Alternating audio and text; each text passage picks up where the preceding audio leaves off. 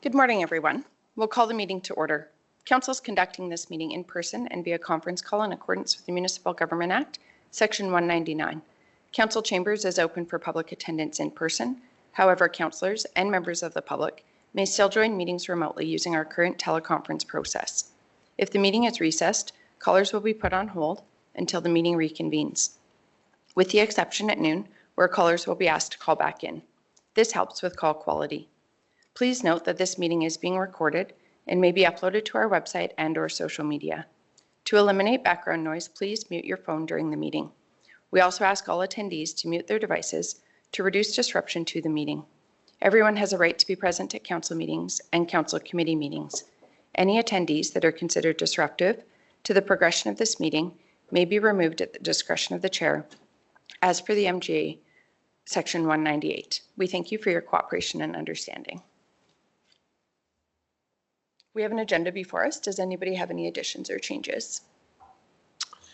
Yes, good morning, Reeve Link. Brian from Administration. Administration's hoping to make a slight amendment to the agenda to move a discussion item 7.5, approval of the radio communication system, just before 7.1 this morning. The reason being is that our fire contractor is just not available from 10 to 11. And we think that we will probably get to that point or that part of the agenda prior to 10 o'clock. Thank you. Thank you, CAO Henderson. Any other additions or changes? A motion to approve is amended. I'll also move. Thank you, Councillor Bigger. Any questions or discussion? I'll call the question.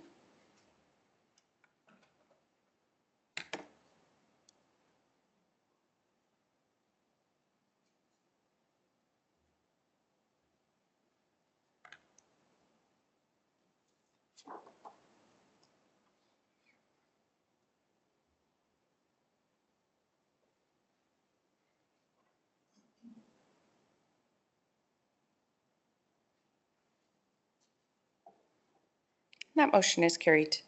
Are there any notices of motion? Hearing none, we'll move to agenda item 3.1, DP 2025-047. Good morning. Good morning, Council. Rachel Hanson-Beaton with Flying Development Services, here to present development permit DP 2025-047. It is for an existing accessory building that requires a variance. The property is located within the Lakes of Murfield, 200 meters east of intersection of Murfield Crescent, Murfield Close. The application has been circulated internally to agencies and to the adjacent surrounding properties +1, as shown on page 9. Comments can be found on page 4, but no objections were made. Fire services contractor did advise that the homeowner, should be aware that if there is a fire in the shed, there is a high potential for a fire to impact the dwelling as well.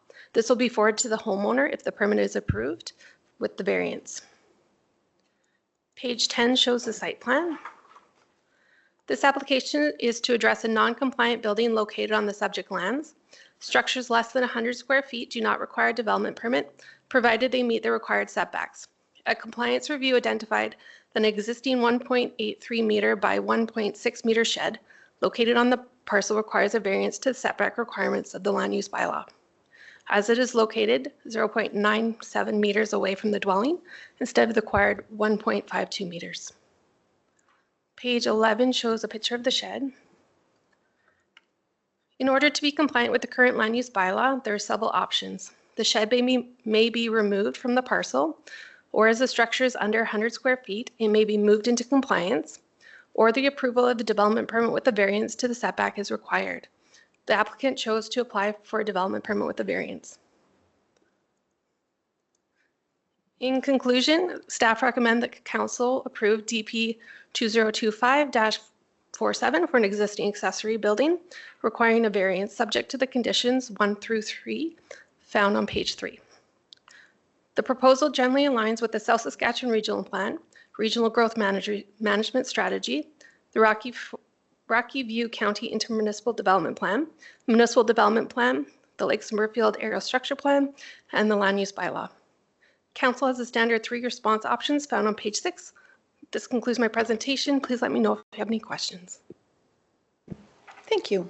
Does council have any questions?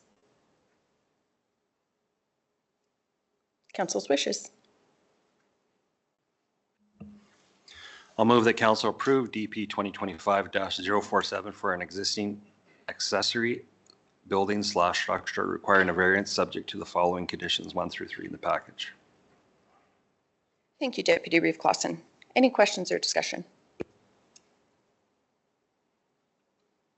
Hearing none, I'll call the question.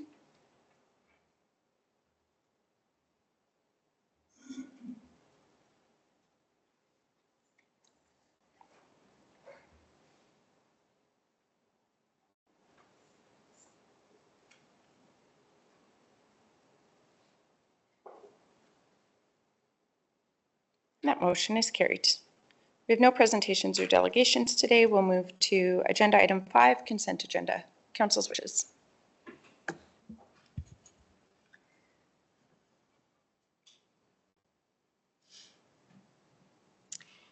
I was wondering if we could remove the letter from Minister McIver regarding Bill 50. I think we need to discuss who we want to, or who is available to attend the virtual town hall. I think that's a great idea. So I will make a motion to remove item 5.5 from the consent agenda. And add it under agenda item 6.1. Yes. Any questions or discussion on the motion? I'll call the question.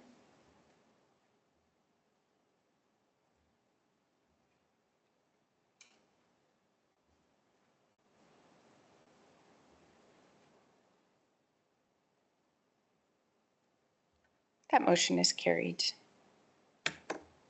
Second motion for the balance of the consent agenda.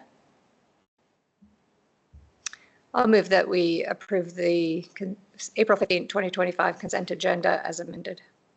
Thank you, Councillor Laprise. Any questions or discussion? I'll call the question.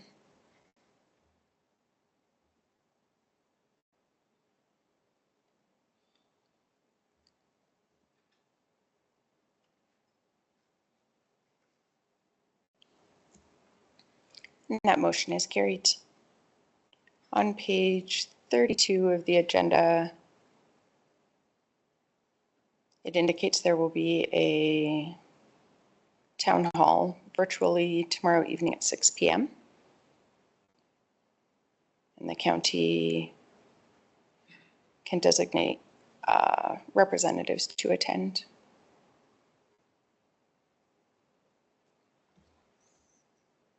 Unfortunately, I'm at another meeting tomorrow night, WRC, so I won't be able to. I would love to, but it does conflict.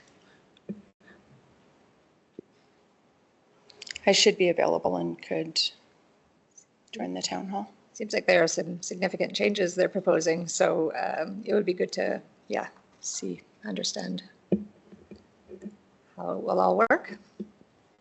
Anyone else available who would like to join the town hall?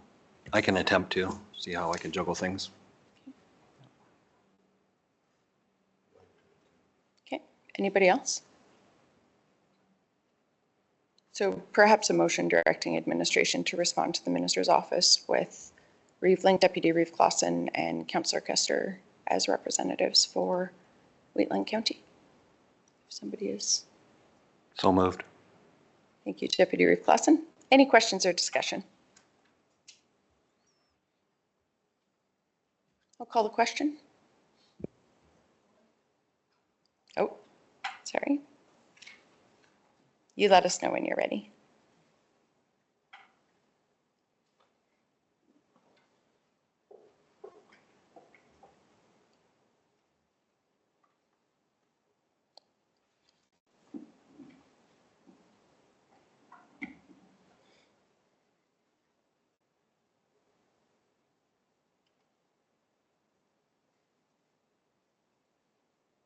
I think just direct administration after council.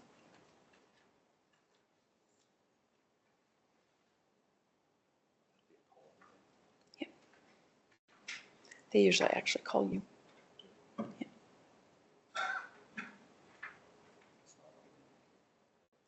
There is usually a link that you can join online as well. Perfect. So we have the motion before us on our screens. Any questions or discussion? I'll call the question.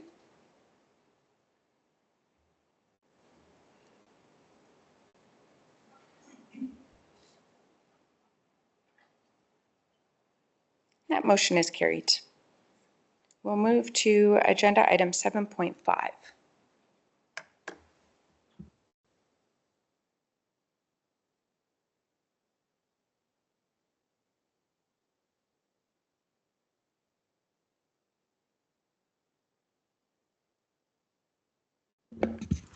Good morning, Council.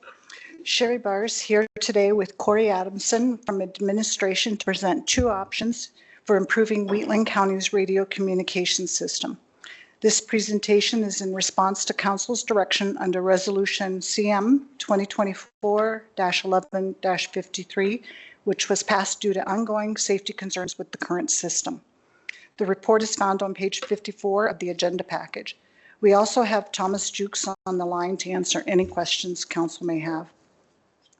In May 2024, the county transitioned to the Motorola Linked Capacity Plus platform in an effort to modernize our fire communication system. Unfortunately, since that transition, our fire services have continued to face significant operational challenges, including gaps in radio coverage, system instability, and difficulties with short-range communication. These issues have compromised safety and reliability in emergency response situations. Due to these concerns, the county reverted to the previous radio system. While the older system has limitations, it has proven to be more dependable than the current. These safety concerns were brought forward at the November 12, 2024 council meeting, and in response, council directed administration to explore alternative solutions, including a potential transition to the Alberta First Responders Radio Communication Systems, AFREX. Currently, the county operates a very high frequency VHF radio system with 5 repeater sites, only 4 of which are currently operational. Back in 2019, Council commissioned a study to compare the cost and feasibility of transitioning to AFREX versus continuing to upgrade the local system. Based on that study presented in July 2020, Council opted to invest in enhancements to our existing system.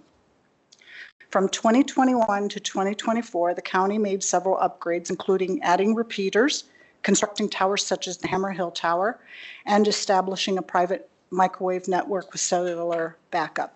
Despite these investments, the reliability and coverage issues have not been resolved. Several important developments have made AFREX a more viable option since 2019. The regional adoption with Widemsa now has the console required to support AFREX, and nearly all mutual aid partners are using the system. This enhances interoperability across the region. Cost reductions with AFREX, it's now compatible radios have become more affordable, and its proven reliability. AFREX has matured into a stable, provincially managed system with a strong track record. Administration has worked with the Rural Fire Associations to assess how the current system performs under real-world conditions. They raised several concerns: limited vendor support, aging portable radios, and persistent system coverage gaps. The associations also emphasized the need to prioritize mobile radios in high-need areas, conduct proper field testing before rollout, and ensure any solution meets current safety and industry standards. They were also strongly in support of conducting an independent audit of the current system's performance. At the April 2nd, 2025 Fire Association meeting, the fire chiefs and the Fire Capital Committee reviewed both the existing radio system and upgrade option along with the AFREX transition. One key issue was how the AFRIX radio would be funded, specifically whether they would fall under the Fire Association funding policy, which splits costs 60-40 between the county and the associations, and the concern of the potential financial burden on the associations was a major concern. The committee passed a unanimous motion recommending that the initial AFRIX purchase be funded through the county's unallocated reserve and supported further discussions with funding partners on how future costs should be shared. The association expressed concern about drawing from the fire capital reserve for this purchase, as it could impact funding availability for future apparatus replacements. Their preference is to use the county's unallocated reserves instead. Based on this input, administration is presenting two options for council's consideration. Option one is to continue to upgrade and maintain the existing radio communication system. And option two is to proceed with the rapid transition to the Alberta First Responders radio communication system. Now, at this point, I'd like to turn it over to Corey, who will walk through each option in more detail. Thank you. Thank you, Sherry. Good morning, Council. This is Corey Adamson from Administration. So today I'll outline options to upgrade our fire services radio system, focusing on two main options, which Sherry had presented. So upgrading our existing VHF system that we're using today, or transitioning to the AFRAC system, so Alberta First Responders Communication System. That system is purpose-built for first responders and maintained by the province. So in both cases, our plan includes replacing 130 radios, handheld radios, and 50 mobile radios, so those are the ones that are in the vehicles, and adding more mobile repeaters, so those are repeaters inside the vehicles to help boost those signals as well. On page 56 of the report, we start with option one, which is upgrading our existing system. So our current very high frequency or VHF system was designed primarily for mobile use, which means the vehicle radios, and not necessarily portables, which don't push as much power to the tower. Even with an upgrade, it won't fully address issues like building penetration, because VHF is long distance, more so than penetration. A true overhaul would actually be required, which would be to move to something like the UHF technology, which is not necessarily financially feasible. After a comprehensive audit by Prairie Mobile, several key issues were identified that must be addressed to bring our current system to a maintainable state.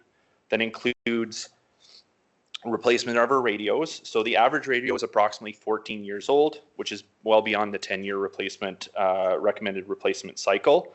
Batteries in turn should actually be replaced every 3 years. Repeaters actually were found to be in good condition, but they've already reached about 2/3 of their expected life, so they'll have to be replaced in another 5 years. And infrastructure vulnerabilities, so some equipment is housed in non-insulated pedestals without proper HVAC systems. That's not only causes frequent temperature alarms that end up going to dispatch, but it also accelerates equipment degradation.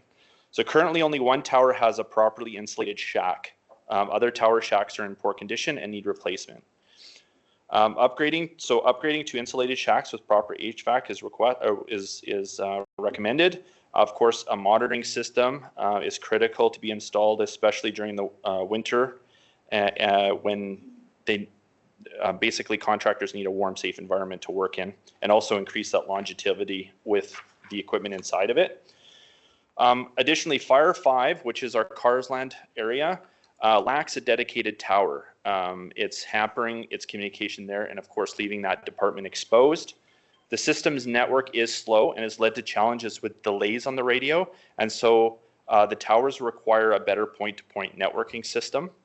And finally, the signal coverage, just due to the limitations of the VHF signal system. They also recommended an additional tower, which would technically bring our towers to 6, and our contractors said that would marginally improve coverage. There's still the issues with the VHF system. So just to go into a little bit of financials of that particular option, just go down here a little bit. So on page 57, it talks about the estimated year one cost. That's about 1.1 million. And that would include towers, radios, support for year one, and also the yearly operating cost is estimated at about 82,000. But we also need to include the annual amortization for infrastructure, things like the towers, batteries, radios. So that's estimated at a total about 124,000 per year. So that includes batteries, towers, radios. So that annual expenditure is approximately just over 200,000. So part of the timelines and responsibilities for that transition would be tower builds might face some regulatory hurdles. It takes over a year to get a tower built, not because it's the tower itself. It takes a long time. It's just regulatory requirements that we have to jump over. So of course, then that would leave part of our service exposed for a long time. And additionally, the county would still retain these maintenance responsibilities, which we believe would increase our long-term liability. All right, moving on to option 2. Whoa. It just jumped on me here. Sorry about that. Option number 2, again on page 56 of the agenda package. The Alberta First Responders Radio Communications System, so AFRAX, is purpose-built system for first responders, and he uses P25. It's different from this VHF, UHF waves. It offers superior building penetration, which is a common complaint, and county-wide coverage without the need for maintaining our own tower network. It isn't 100% perfect, of course, like any system, but it will be a marked increase in reliability, especially in buildings. Staff have tested and provided this report to our fire services and fire associations. Additionally, the system enhances interoperability with regional and provincial emergency responders and shifts the maintenance oversight to the provincial authorities. So a little bit of financials on that one, just going back down to 57, sorry. I'm just jumping around here a little bit. So the estimated year one cost for the AFRAX system is $798,000, and that would include replacing the radios, sort of year one maintenance costs. And the yearly operational costs are significantly lower, which is about $9,450. Most of that is just licensing, with an overall annual cost of roughly $80,000 when you spread the amortization of the replacement equipment over 10 years. So this option ultimately saves approximately $295,000 of the upfront investment compared to option 1, and about $100,000 per year in operational costs. So the timeline here is we're looking to design a swift upgrade. So all fire halls would be fully upgraded should be within a few weeks once we acquire the equipment, which would be facilitated by using the existing federal procurement program for cost-effective Motorola equipment. So that is called the National Master Standing Offer. So we're hoping to be part of that, which would fulfill the procurement requirements that we would have. And it is a cost-effective solution. So just in sort of summary, both options are incorporated into will be incorporated into our continuous asset management plan, ensuring timely equipment replacement and maintenance. Future costs may vary based on asset conditions and radio renewals, and that can actually be staggered, on the next replacement cycle over time to just make that burden more even. Public Works also has tower equipment. Of course, that's unrelated to this. However, they will need to continue to manage one tower and their own equipment despite this project. Key takeaways, AFRAX, or option number 2, offers significant financial and operational advantages with lower initial and ongoing costs and improved system reliability. The existing system, while potentially offering more customization because we own it, we can do what we want, comes with a much higher cost in year one, and again around just over $200,000 annually. It also represents inherent risks due to aging infrastructure and limited coverage capabilities. So based on these considerations and with a unanimous vote at the fire meeting, administration recommends transitioning our fire services radio communications to AFRAX. We ask council to weigh in both the financial implications and long-term operational benefits as we move forward. So thank you for your attention, and staff are available for any questions that you may have. Thank you very much. Does council have any questions? Councillor Kester. Good morning, Cory. Just a question. I've read the report and hummed about it for sure. I've been involved in this for a good many years. I'm just curious, how much are the new handheld radios? They used to be 20,000 and up. What is the new price tag on them? That's a good question. Off the top of my head, it's around $3,500, around $3,500 to $4,000. And it all depends on the radio, but the ones that we were looking at that would represent the majority is around that price. So AFRAX has gone down quite a bit in their cost. Almost comparable to the VHS one, though. Yeah, they're still more expensive than VHF, but they have come down significantly. And of course, a lot of the radios through that you can purchase, like through Motorola, they do have higher end ones that have a lot of features, but our fire services don't need all of the features that are involved in that. You would have something like, say, City of Calgary would need. I'm thinking the AFRAX system is a lot more reliable than it was 20 years ago, too, I'm thinking. Yes, through the chair, 100%. It's we actually had a story that was given to us by our the contractor that he works in radios, and he has a brother who's in fire services that went and dealt with the fires up in Fort McMurray, and that was his first exposure. And he came back and he said that was quite a few years ago, and he said it was flawless, right? And that was still when it was fairly new. So. And since then, it has grown to a lot of municipalities over Alberta have switched to AFRAX, especially the interoperability between the municipalities has definitely been a huge selling point for it. So, yeah, I know. Reading the report, our present system is in dire need of upgrades. The firmware is 5 years outdated. Towers are no good. Shelters are non-existent. And, the cost is for AFRAX is probably the way to go now because of the current condition of our system. I'm just curious, who looked after our current system? Was that a county thing or was that a firefighter thing? I know it says the radios are over 20 years old and the firmware. Whose responsibility was that to keep that all updated? That's another good question through the chair. The project did suffer from I would say a lack of a maintenance agreement, which would have kept those things up to date. And because the project lasted essentially until 2024, the system had not even had a chance really to get a maintenance agreement going. So it took a while longer. And again, as it sort of finished in 2024, and then we were discovering these issues, there wasn't a maintenance agreement that had been set up yet. But I suspect that one would have been set up once it had started working correctly, which of course it didn't. So I'm thinking the county took the spearhead at getting this done. It was a county motion. The county was heavily involved in the upgrading from this original motion we had here a few years ago. Through the chair, yes. So it was brought to our attention about obviously the issues that were happening with the system, and as soon as we understood that, Sherry and I had understood that, we immediately jumped on it. We understood the severity of it, and that's why we are here today, where we are. So I believe it's county infrastructure. So that leads me up to my next question. I know the firefighters voted for it to come out of the county reserve. And I see the motion is from Fire Reserve, and I disagree with it being out of the Fire Reserve. The Fire Reserve is for the fire departments in my area, east of Highway 21.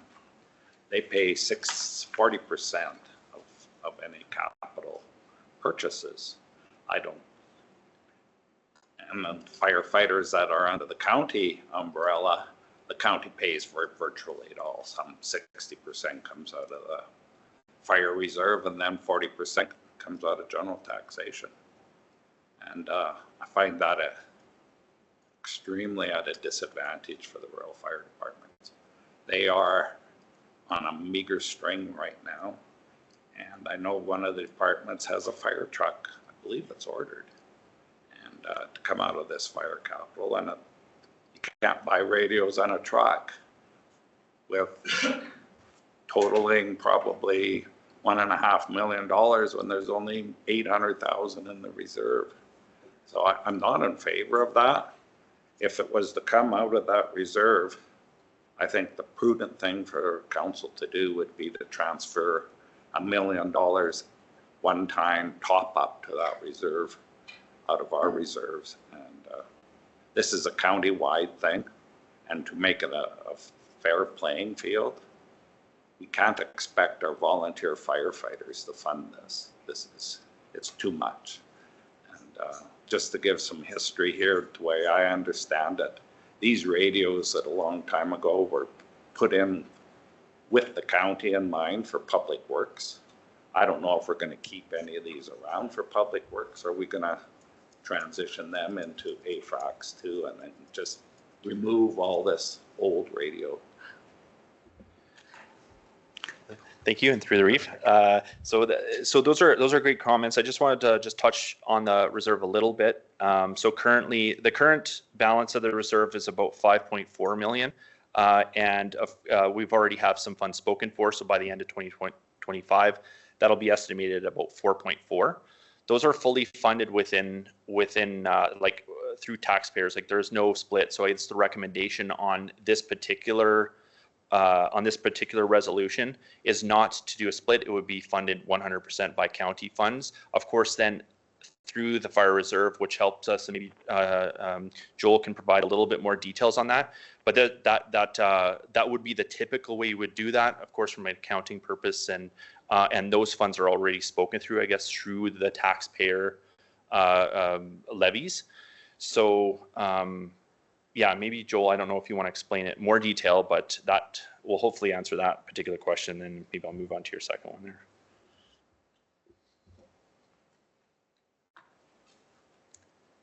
Good morning, here, Joel from Financial Services. Just to supplement with a little bit more information and background on the reserve itself. So the policy is that it's directed by, I think it's section 12 of our policies, council's policies, and it's a certain proportion of the assessment base of countywide is taken, and that's what calculates kind of the top up for the reserve any given year. And so it's all tax funded. And just generally from a financial perspective, usually what we do with the budget and other things is if there is available funds within a functional area or something that is related to that function, for example, emergency services or fire services, then we take kind of a best practice approach to apply those funds against that service. And it's just good for us to like look back on history if we're doing reporting to see where those funds come. It makes it a little bit easier for reporting. Of course, in the end of the day, it's council's prerogative on where those funds come from, but that's kind of the financial approach that we take on that. So Joel, 30 years ago, an agreement was made for this fire reserve, and I'm vaguely familiar, kind of forget the exact thing. And then about 10 years ago, we added another reserve for buildings, and we collected, and we got 4 fire departments upgraded and built, actually 5. And then the Hazar one at 3. Are we still collecting money for the, say, fire hall reserve, or is that separate, that got amalgamated, or are we still collecting it, or we just got rid of it since we got so many new fire halls and pretty well updated with that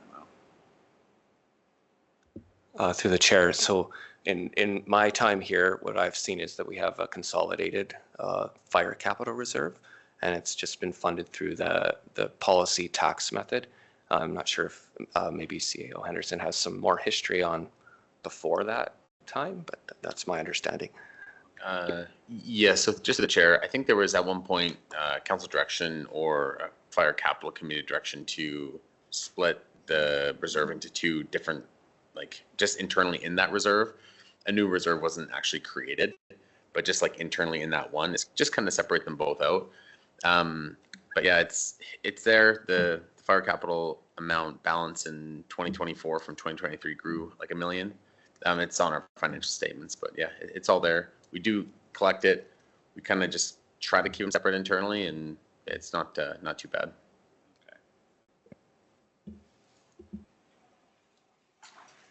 I think I'm fine for now. I got one more. I'm just trying to word it in my head.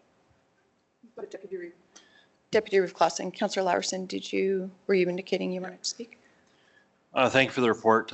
Lots of good information in here. I know when we looked at this, I believe it was a year, maybe 2 years ago, with AFRAX, and it was substantially higher costs. I think we have a good solution to a problem. I'm happy that we have a solution to this problem because prior to AFRAX, there wasn't anything. This is here. Has a yearly fee. Yeah, the radios need to be upgraded, and by the looks of it, our radios need to be upgraded anyways. Our system is antiquated. I look at this about, when you have equipment, this is the option. It's a way better option. A lot of our colleagues that I've heard of, that when they gone up to all the fires up north, this has been a robust system that works very well. It's been tried, true, and tested. I have no problem with the recommendations here, and I'd be happy to put one forward when the time comes. Councillor Laursen.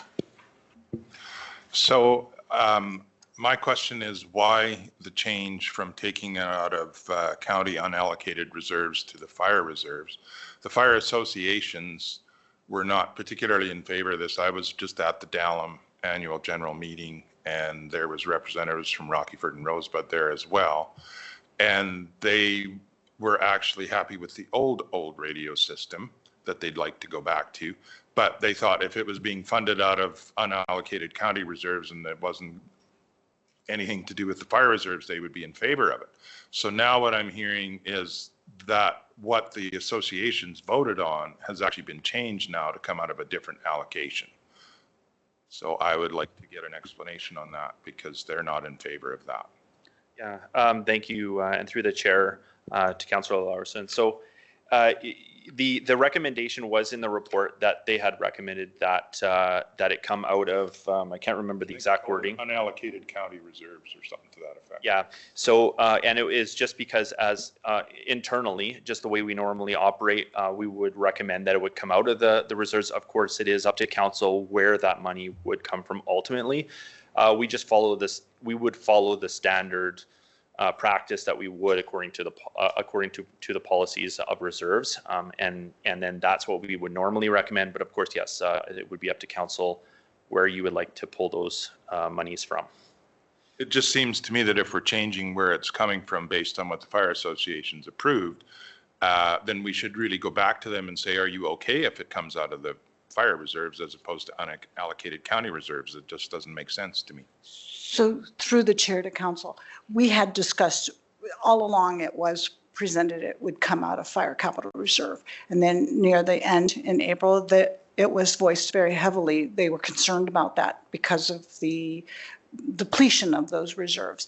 But whether it's the depletion of the fire reserve or unallocated, and as it was mentioned from Joel, council can transfer funds at the end of the year if we came up with a fund that came with an apparatus in the next year or two where there wasn't sufficient funds out of that 4.4 million. It would be a request to ask council to find funding for that gap. But we have always voiced in those meetings that their recommendations are recommendations, but we will follow our policies and procedures and what we present to council, leave the decision for council. It's council's authority to make that decision. But the recommendation we would put in the report, because there were other comments that were made that adding, for example, stipulations, and we said we wouldn't add stipulations because at the end of the day, it's one radio system or the other. Council has to decide for that, and then where council wants to take the money. So we put it in the report, and then and we presented in the fire association, at least one member knew that we would present clearly that they did not want it to come from fire capital reserve, but ultimately it was still council's decision. Okay, so if I was going to sum that up, it doesn't really matter what the fire associations think then. I would say that through the chair to council, I wouldn't say it didn't matter because their opinions matter because we spent the last couple of months going back to get their feedback based on council direction on whether there was a possibility to do the upgrades. They wanted that third-party audit. We did the third-party audit. They wanted individual testing with AFREC on top of what was done with the third-party auditor. So we did all of that to answer all of the questions. And then at the end of the day, it still becomes the funds for fire reserve were meant for that. The concern that I heard was that because that 50-50 split, there wasn't, and I didn't find it right away, there was a resolution from council back in the day, I think Councillor Kester had mentioned, where they did mention that those reserves should be split 50 for capital for apparatus and for buildings. And even though the GLs weren't split, the department has been cognizant that we have to watch what we need for building replacement, building repairs for all of fire associations and county-owned buildings. And the concern is that if we took, for example, the 4.4 that at the end of this year, the concern was that it would leave 2.2 million for fire apparatus at the end of this year.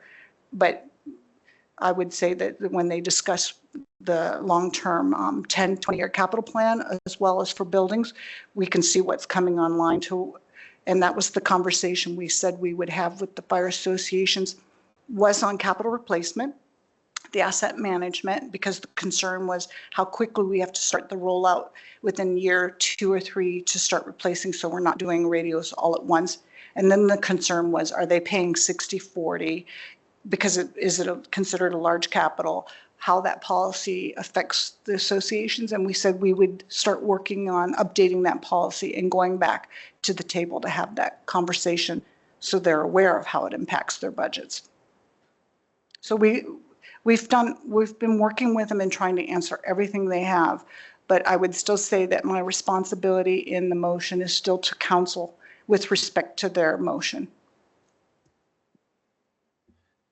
Yeah, through the chair, if I can add something to that as well, which totally understandable about, maybe going back and discussing that. One of the issues that were brought up is this being a life safety issue.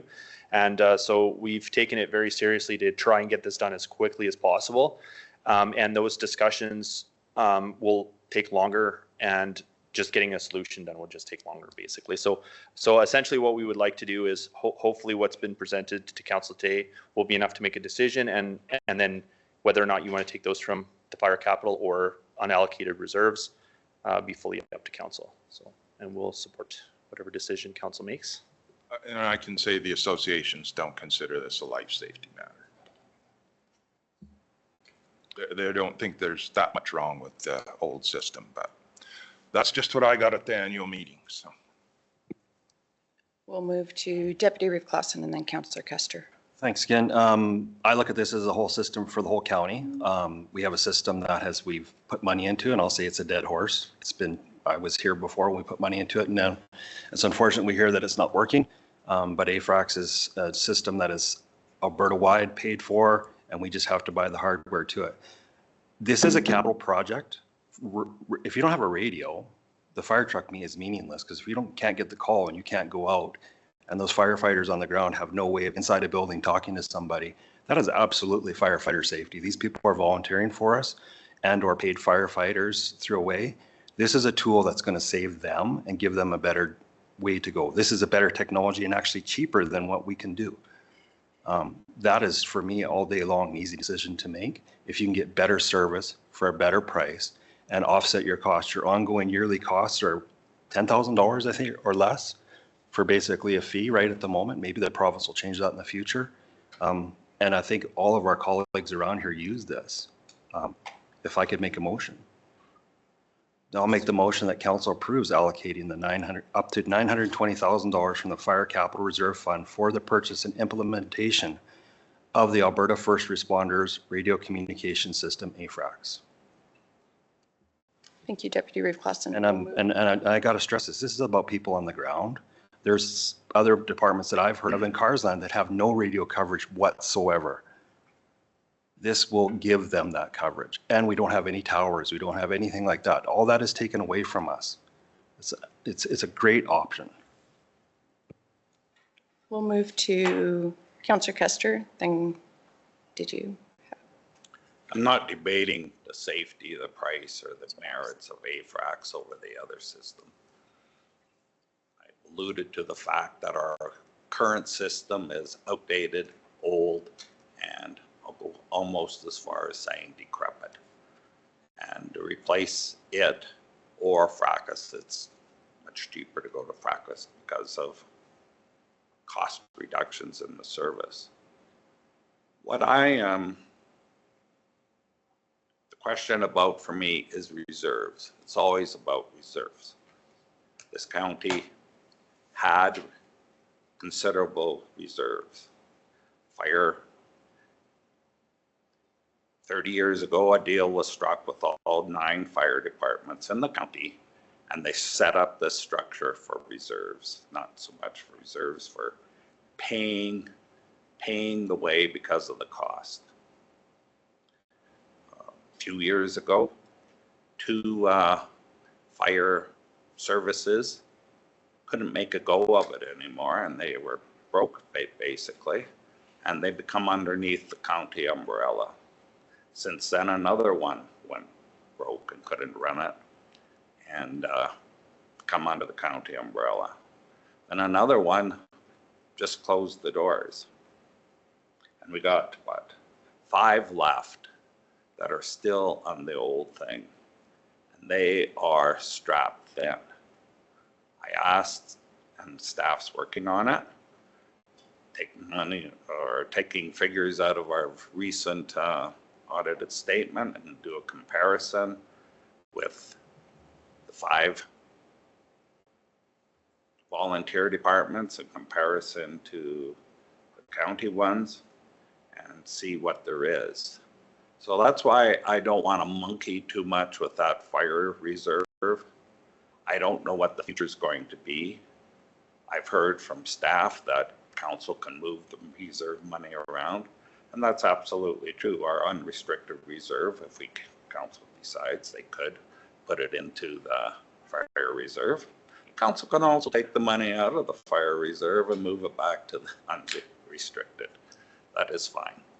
So I'm still saying I would like to put an amendment to the motion that we take the money out of our unrestricted reserve until we get a better handle on what fire services looks like in the county. We can always, at the end conclusion of them talks, move it back, straighten it out. But I think it would send a strong signal to our fire associations that we got their back and we're not going to nickel and dime them to death. So yeah, I would like to put an amendment to the motion that the money comes out of the county unrestricted reserves. Thank you, Councillor And Kester. one other question, I didn't think it got answered. Does Public Works still use these or VHF radios, or what's the future of that? I guess through the chair to Councillor Kester. Yeah, so Public Works has their own system. I'm not sure if, I believe it's probably a VHF system. They're on a single tower. And they only work off mobile radios, just in-vehicle radios. And their asset replacement life cycle is if the system in the car, if the radio system in the car dies, they just replace it at that point. Of course, the tower will need some level of maintenance, but to the I guess frequency and the amount that would be needed for fire services would be less, of course, for them. So Could the county for Public Works even get a license to use it for Public Works, or is that an extra? Oh, sorry, through the chair, through AFRAX. Technically they could, but they have to go through special approvals, and that definitely, it would be an expensive undertaking, because then we'd have to replace all their mobile systems, and I believe that's around, I think it's around 140. I'm just off the top of my head. Don't quote me on that. So again, it is, but you have to get special approval. So there is a mechanism to do it, but it's typically not done because of, yeah, it is built for first responders. That's what I kind of thought. Has there been any talks or any conversation, let's just put it that way, with WID and radios? Because I've noticed a few towers WID's been putting up around the country too. We could share. Yeah, through the chair, I'm not familiar with those at all. Yeah. Again, though, just to sort of reiterate that we do rent towers currently as part of it. So we own 2 towers. We rent 2 right now, and we're down a tower. With towers come with that equipment, that maintenance, and the risk of all of that. So. We're going to move to Councillor Laverson and then Councillor LaPriest and then Deputy Reeve Clausen. So first of all, I would support Councillor Kester's amendment. I'm not opposed to doing this. I am opposed to taking it out of the fire capital reserves. And we need to be careful what we say. To make a statement like that they don't have any radios is a false statement. They currently do have radios.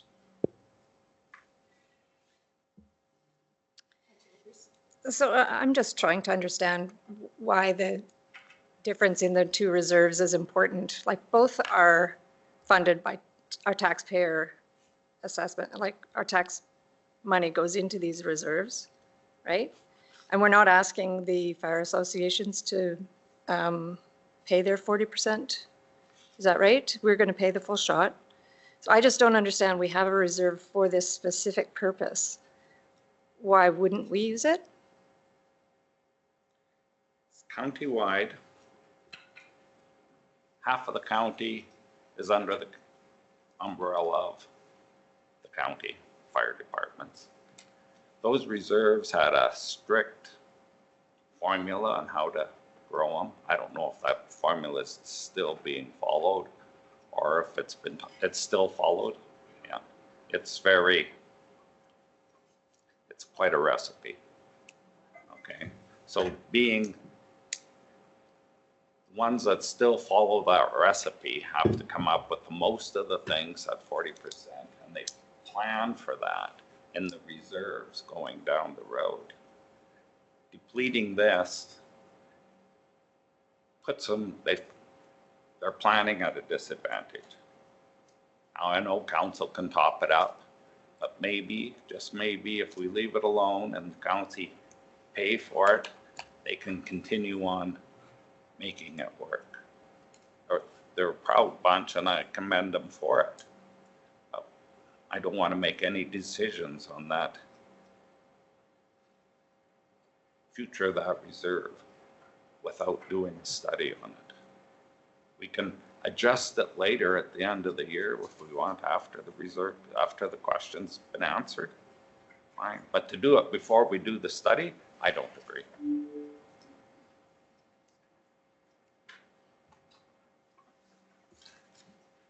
Thanks again. I stand behind my motion. It's not trying to split sides of the county. I'm looking at the whole county as a whole.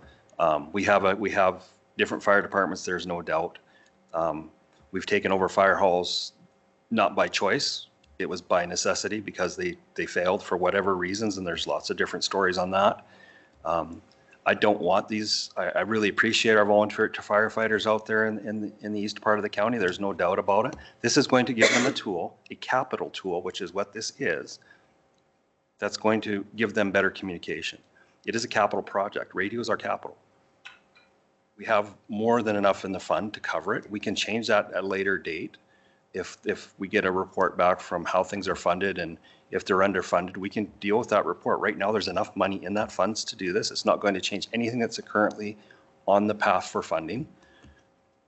I don't see the problem here. Like, I honestly don't. And then also, I'll take this one step further. We have staff that have met with these people. They came here and reported to us and they had a vote. And then we're getting emails this morning. This is operational. Somehow we're diving into operations of this. This is what staff are recommending. They've done the work. What we're hearing maybe from a few people, but they've met with all the groups as a whole. So I don't know what else to say. Any other questions or discussion?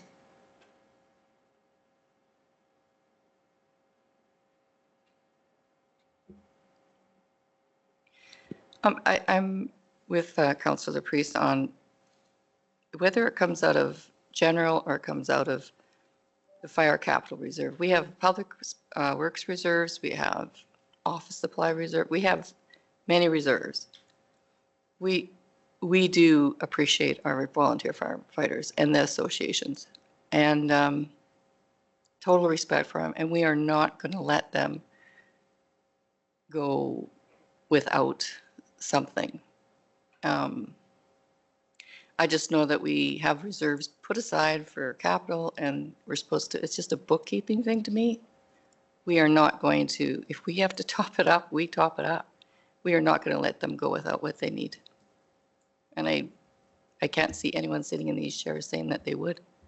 Thank you. Any other questions or discussion? Just one item that administration could add. Administration has done some work on the forecast of the future fire reserve capital. The reserve, the balance itself, if all apparatus is bought, that's put forward. Perhaps that would be something that we could present to committee of the whole in the future, just so we kind of put everyone's mind at ease on this one. The forecast that we've kind of put together, and this is going off the 20-year fire capital plan, shows that the reserve does grow. But what we can do is we can kind of put that fire capital plan against the forecast and how it grows. Oops. Just over time. Thank you. I will also just like to mention that it is ultimately a decision of council. Administration just putting forward our best recommendation on this matter.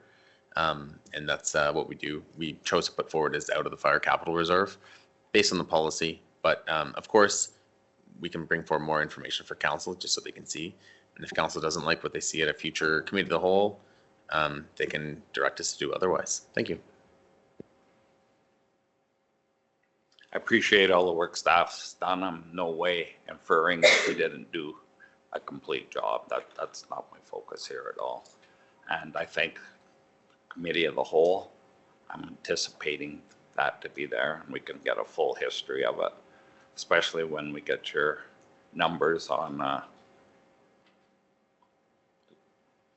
the variations of the different departments and how much money they're putting in compared to the county. I agree with all that. I know the money in the reserves can be transferred. I know that. You're saying there's no difference, take it out of the fire reserve. I'm saying there's no difference taking it out of the restricted reserve. If that runs low, council will probably be digging around for other money and they can go to the fire reserve. That's fine.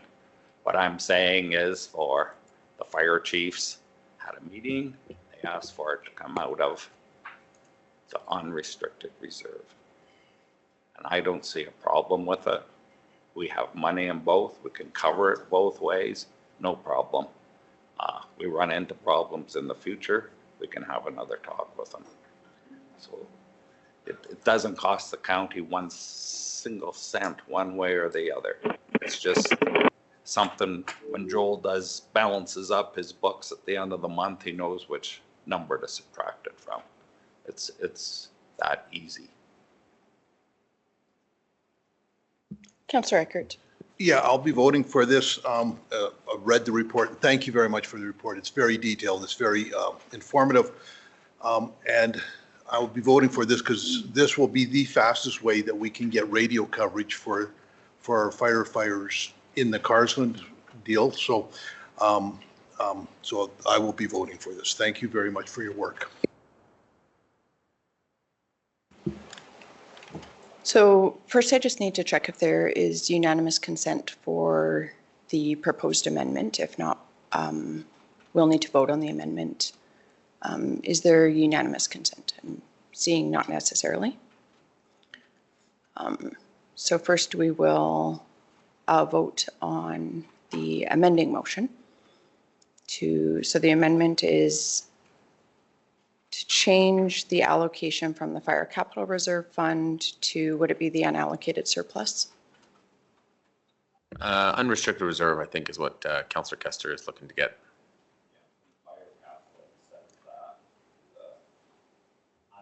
Unrestricted reserve, okay.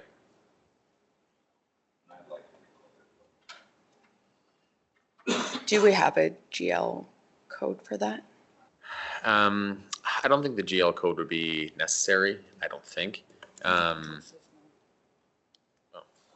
on April 1st, when administration presented our reserve, we have an unrestricted surplus. So the surplus would just be like an annual thing.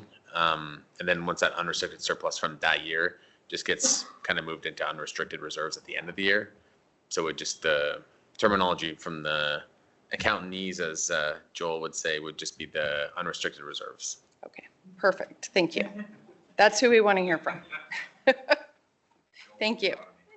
Yes, I appreciate it. Thank you. Okay, any final discussion on the amending motion? Thanks again. I won't be supporting the amendment. I think, as I stated before, there's enough money in the fire capital reserve at the moment, and I'll be happy to have a future discussion at committee of the whole, looking at all aspects of funding from individual municipalities to the reserve, how it works, what happens with unallocated surplus in each individual municipality, how it sits in the fund, how it carries forward, all that stuff, because there's a lot out there that people aren't really aware of, in my opinion, and see how these things work forward. I'm not trying to, in any way, shape, or form, dismantle, absorb, have anything about trying to get rid of any fire departments. I think it's like I said before, we have departments that have failed, not by our choice, not by our influence. We've taken them over. We bring them up to a standard that are, because we look at it from a different perspective with the County of Wheatland. And I do fully appreciate our volunteer fire departments out there. And I back up my staff, or our staff, with the work that they've been done. I know they've been meeting with these directly. They have discussions here, and it seems that we're going away from that, which I think is dangerous. I think they are the ones that have to carry this forward. Any other questions or discussion on the amending motion?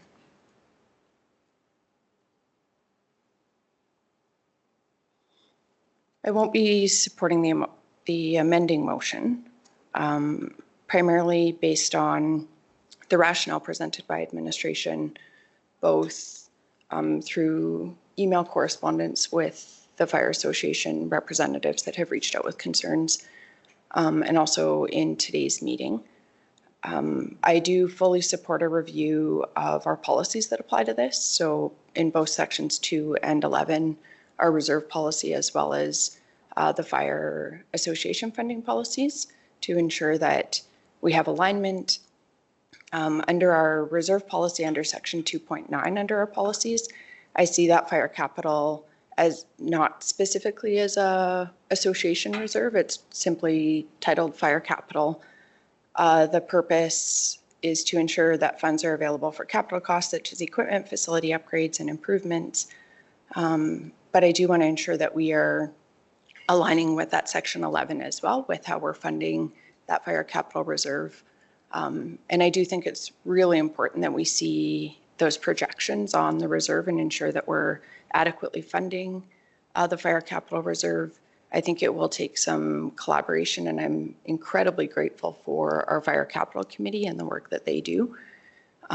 It's a little bit more complex when we're doing asset management with autonomous organizations, but where we still have a financial responsibility. But I think through collaboration, we can ensure that we are ensuring that that fund has the appropriate capital costs, both for apparatus, but also we do need to be considering buildings, and that we're adequately funding for replacement for those in the future. So I think this is a critical conversation. I want to stress that the fire capital concerns are being heard by council and that they do matter. And I'm incredibly grateful for the time and that the work that that committee puts into the recommendations that they bring to council. At the end of the day, we are responsible for oversight of the total financial allocations within our reserves and the financial situation of the county. If there are funding concerns with that reserve, we certainly need to address those. And I hope that we can really take a collaborative approach to this, not an us versus them, like a county department versus an association department, where we're really sort of pitting groups of departments against each other. We have an incredibly strong fire service that covers a huge geographical area that is Wheatland County, and we couldn't do it without the associations and without every volunteer on our county departments and every firefighter that serves this county. This isn't specific to the amendment, but I do fully support the main motion. And I guess for me, I want to emphasize that my number one priority is our firefighter safety. And I'm concerned about the time that it has taken us to get to this decision. I'm glad that we have provided all of the information and the reports and the testing to the Fire Capital Committee, but that has also caused delays in coming to the decision that we're at today. So the proposal in the emails to wait until after the Fire Capital Committee meets in August is unthinkable to me. To compromise our firefighter safety for several more months while we take the time, and we need to take that time to assess the Fire Capital Reserve, but we cannot compromise firefighter safety in the interim. Our firefighters make sacrifices every day and take risks to provide fire service to this county, and anything that we can do to increase their safety. It's heartbreaking to me if we have firefighters who don't see this as a critical issues for their colleagues on other fire departments. I've spoken to multiple firefighters who have expressed concerns about their own safety, both within buildings where they don't have, and this is throughout the county, where they don't, they might be going into a medical first response call. They have no idea what they're walking into, and they get into the building and they have no fire service or no radio service. That's a acute, critical safety issue for our firefighters, and not something that we can allow to continue. And so I was very grateful to see the emphasis on a rapid implementation of this, because the faster we can address these gaps in radio service, the faster we can address the risks that we're exposing our firefighters to. And we do have some disparity with not having that fire tower in that Carsland area and coverage there.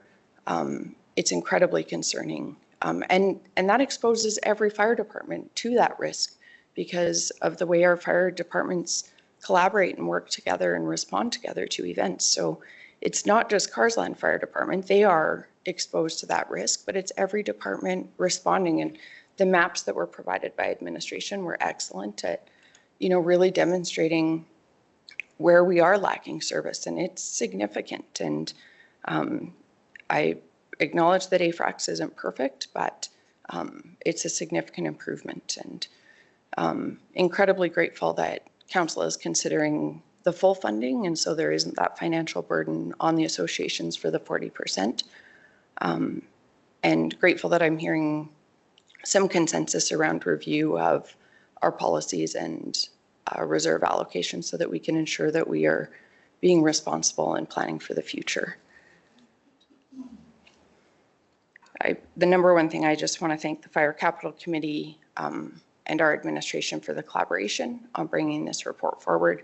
The report's incredibly strong, answered really all of my questions, and appreciate that. And I want to thank our firefighters for the sacrifices that they make and for their service to the county, and commit to doing everything that we can to mitigate the risks that they expose themselves to. So, any other questions or discussion? Councillor Kester. I don't believe I heard anybody talk against getting the AFRAX radio system here today. I know why it's come. The price has come down, the reliability's up, ours is suffering. I have no qualms. I think we need to move to this system. My thing is past agreements, and are we living up to them? This reserve was started and the county was said they would look after it. It was a reserve from a prescript description for the fire associations. Up until this very day, every penny spent out of that reserve was by motion of the fire chiefs. That was the agreement. Today, the fire chiefs agreed to the radio system funded out of our unrestricted reserve in the county. They did not want to touch the fire reserve. That's their reserve. That's the agreement. That's all I'm saying. I amend the motion to take it out of our unrestricted reserve. And we can do a study after, and if we find we want to change the formula, we get agreement with everybody and we move on. We don't start the agreement by robbing money out of there to pay over here. It's an agreement, and that I stand by agreements. I'm not against the radio station. I'm not against the firefighters. But this is a motion the fire chiefs initiated. They've studied it. They know. When you look at the map, some of the areas are in the red and they get good coverage with the present day radio systems. They don't see the need. I know in Carsland is way out there and they have nothing. That's unacceptable to me. I totally agree. And to make it available is unacceptable, the price tag, when we have this AFRAC radio system. Wademza is set up for AFRACs, I believe. I think they got the CAD in there. Everything's there. All we have to do is get the radio. I'm not disparaging that at all. It's the funding and past agreements this county has made and the living up and the integrity of future councils agreeing to them. Like I said, it doesn't cost the county one penny one way or the other, but at least we can live up to agreements and the spirit in which they were made. Thank you, Councillor Custer. Any other questions or comments, discussion? Just a point of clarification, this does not fall in the 60-40 split. This is 100% funded out of the Fire Capital Reserve. There will be no 40% funding from the rural fire associations. This will give them the tools in their hand, 100% paid for, correct? Yes, that's correct. That's what's currently. Yep. I just wanted to stress that. Thank you. Councillor Custer. For council's information, the original agreement was for 50% funding for capital purchases. I don't know when fire associations would like to have it 60-40. Was 60-40. Like I said, it's a reserve. If they wanted it 100%, they could say 100%. But they know there's limitations to that reserve and they can't go 100%.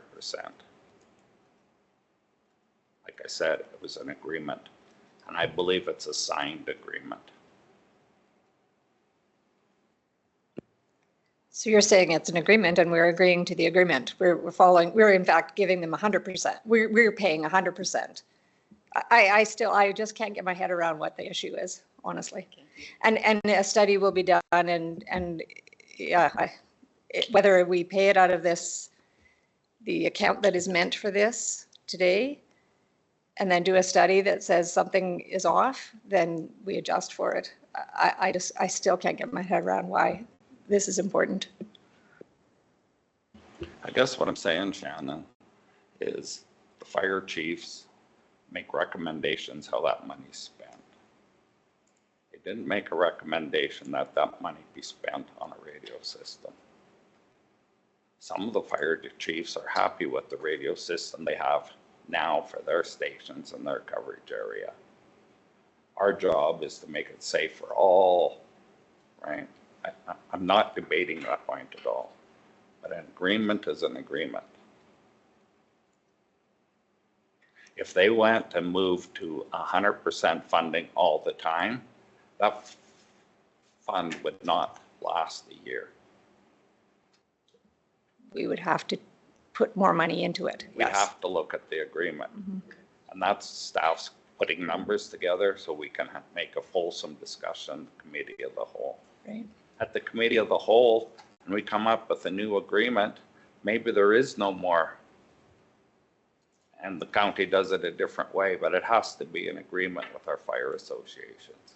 That's all I'm saying. We have an agreement. Let's stand up and honor it. I feel like we are. I don't understand this. So just to They have an agreement with the county. The county collects money in a certain specified way to put into a fire capital, which the fire chiefs determine how to spend. So The county has reserves, how they decide how to spend. The fire chiefs had a meeting and they said they don't really want it out of their fire capital because it isn't enough. They would like to see it out of our unrestricted reserve. That's their fire capital reserve. Take it out, but we still have to talk about this, and you violate that agreement, we're going to have to sit down and come up with another agreement, or we're going to be in a big mess. So question to administration, when we have been utilizing the Fire Capital Reserve Fund historically, even in the approved budget that we just approved 2 weeks ago, do we allocate other capital requirements for non-association fire capital purchases from that fund? Sorry, could you repeat that question? I think I just lost you. Certainly. So looking at the fire capital, and fulsome information was presented to council on April 1st with the balance on January 1st to being $5.4 million plus change. The allocation of that, the interest on the reserves, the transfer to the reserves, the transfer from the reserves, the funding of capital work, and the budgeted ending balance of $4.4+ million. That's the projection for the end of 2025. And I've heard administration reassure us that with the projections that administration has done, that the funds are, like I hear Councillor Kester saying that if we do this, the fund would be depleted and that it wouldn't be sustained, like there would not be sustainable funding. My question is either in this, and I could dig in more, but I'm just hoping somebody might have the answer for me. With say capital purchases for county departments in the last several years, have those capital purchases come from the Fire Capital Fund or do they come from a separate fund? They come all from the Capital Fire Fund, or Capital Fire Reserve, sorry. So then just to note, like our policy section 11 kind of outlines the responsibility of the Fire Capital Committee and the Operational Fire Chiefs Committee as well. So I'll just read the exact line from our policy. The Fire Capital Committee shall be comprised of one member from each Wheatland County Fire Department and will be chaired by the Manager of Emergency and Fire Services. All large capital purchases will be passed by resolution by the Fire Capital Committee and presented to Wheatland County Council for final budget approval. The Fire Capital Committee will establish a short and long-term sustainable capital plans for all fire departments throughout the county. And then, yeah, it's all in there, like the responsibilities for the committee. So realistically, the way I do see it is that the Fire Capital Committee provides a resolution like through minutes by the committee to council, then council either approves it or doesn't approve it. So yeah, ultimately, I think where we're kind of seeing here is that I think there's kind of a couple different issues. I think that there's some thoughts that this reserve might be depleted, but there's no one's really talked about what purchases are coming in the future versus how much funding is coming into that reserve. Administration's done that work and we'd love to present that to council and the committee of the whole for everyone to see. Of course, we'll provide it to the Fire Capital Committee and chiefs as well, just so everyone can see exactly like where it is at today versus where it's going to be in the future if we do follow the 20-year capital plan for fire asset purchases. And then ultimately, I think that would be a great start to see exactly where it's going to be. And if it does need to be adjusted up, down, whatever, it just ultimately, the way that you can also look at this Fire Capital Reserve as well is that it is one of the unique funding models in Wheatland County. So this one is being funded by a mill rate, a very set mill rate. I think it's 0.25. And there's certain types of assessment classes that are have different allocations, some for buildings, some for, it's pretty it's pretty interesting formula anyways.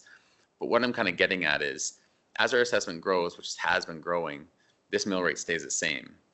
As the mill rate, or as our assessment grows and our mill rates go down, this fire mill rate stays the same. So realistically, funding for fire is actually going up when funding for the rest of the county is going down. That's not a problem. It's just an obvious like point of kind of math that we need to point out.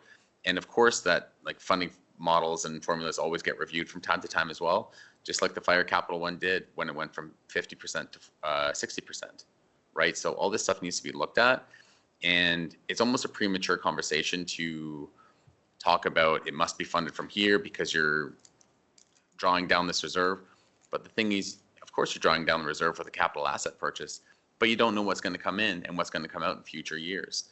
So with certainty in, let's say, the year 2028, no one here could provide us a number because unless you took the fire capital plan that you had and started, putting numbers together. But ultimately, like, that's just something that council needs to direct administration on.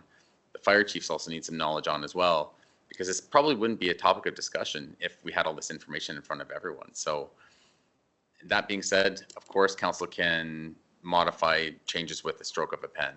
They can say, oh, you know what, it is going down. We should increase the mill rate for this funding, or we should change the funding formula entirely and say, you know what, we want to move it to a flat rate. We don't want to do this convoluted calculation. So it's so hard to understand that even me as a chartered accountant of 10 plus years can't talk about it off the top of my head. It's not $1 million. It's not a certain set. It just, it just needs to be something that needs to be looked at, probably needs to be simplified. But most important of all is that it just needs to, all the information needs to be conveyed in a future forecast for all parties to understand, just to make sure that we're all on the same page moving forward. I agree. Thank you. So I guess what we're doing, if we do this, is we're opening ourselves up. We're going to allow the fire chiefs to dictate whether it comes out of fire capital reserve every time. I mean, we have a reserve for this. I don't think next year when they need a fire truck, they could say, oh, we want this to come out of unallocated reserves too. Like, why would we change how we are? We're changing by not set it up. following the recommendation and dictating. I can hear the same thing from the fire associations, the counties dictating.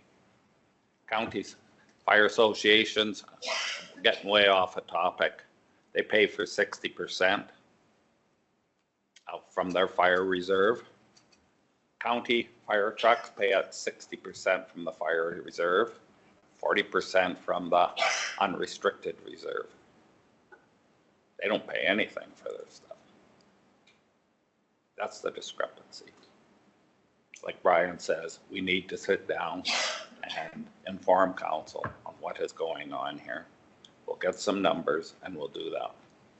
So in the meantime, to show good faith, I strongly recommend we take it out of our unrestricted reserve. At the end of the day, what does it matter? Then show good faith, and that's what I'm saying. It's a reserve that was set up for the fire associations. They are supposed to have control over it. County takes control of it today with this motion. You're sending out a message. I'm probably not a good one. Councillor Baker. I don't agree that it's for the fire associations. I thought it was for fire departments. It's for both. It's for the county owned and the associations. It's a bookkeeping slot in our budget that we approved. The agreement was made 30 years ago when there was only associations. It hasn't been changed since. I know we have county-owned fire departments, but the funding formula, anything, nothing has been changed. It needs looking at. So I think we have Fire consensus. chiefs over there have never complained about the 60% going to other departments, never. Not to my earshot anyway. It's not about that. This talk isn't about that. It's about an agreement and who makes recommendations how to spend it. That's what this is about. So I'm hearing consensus around the fact that we need to review the policies. I think there is a gap in the fact that our county-owned fire departments are not addressed in our current policy framework specifically. Obviously, in practice, we've been addressing it by using the Fire Capital Fund. I'm not sure why the Fire Capital Committee has a specific issue with this purchase and wants to treat it differently. Our administration has provided one of the Fire Capital, I'm assuming the whole Fire Capital Committee, I believe, is copied on the reasons and the rationale for using the Fire Capital Fund. Just for transparency, is administration comfortable with me reading the email correspondence? Of course. So our fire consultant had indicated to one of the representatives that when possible, it's best practice to draw from a designated reserve to fund costs that pertain to that same function. This can provide a more accurate and easier to follow historical record. Reporting on the true cost of a service is important for both current and future planning. Balances in the Fire Capital Reserve are derived from a proportion of general property taxes that are set aside each year. General funds are potentially derived from a multitude of sources other than tax revenue. This may make it more appropriate to fund through the designated fire reserve. With the above in mind, it is recommended to approach the fire reserve balance and discussion around how much, allocations, et cetera, to be in line with decisions informed by data such as required service levels and an asset management framework. Working through the overall investment requirement in the functional division will inform the reserve levels and where they need to be, like how an individual retirement savings plan would be undertaken. And I think we've had, this is outside of the email, but some really fulsome discussion that I've appreciated around some future work that we need to do on that.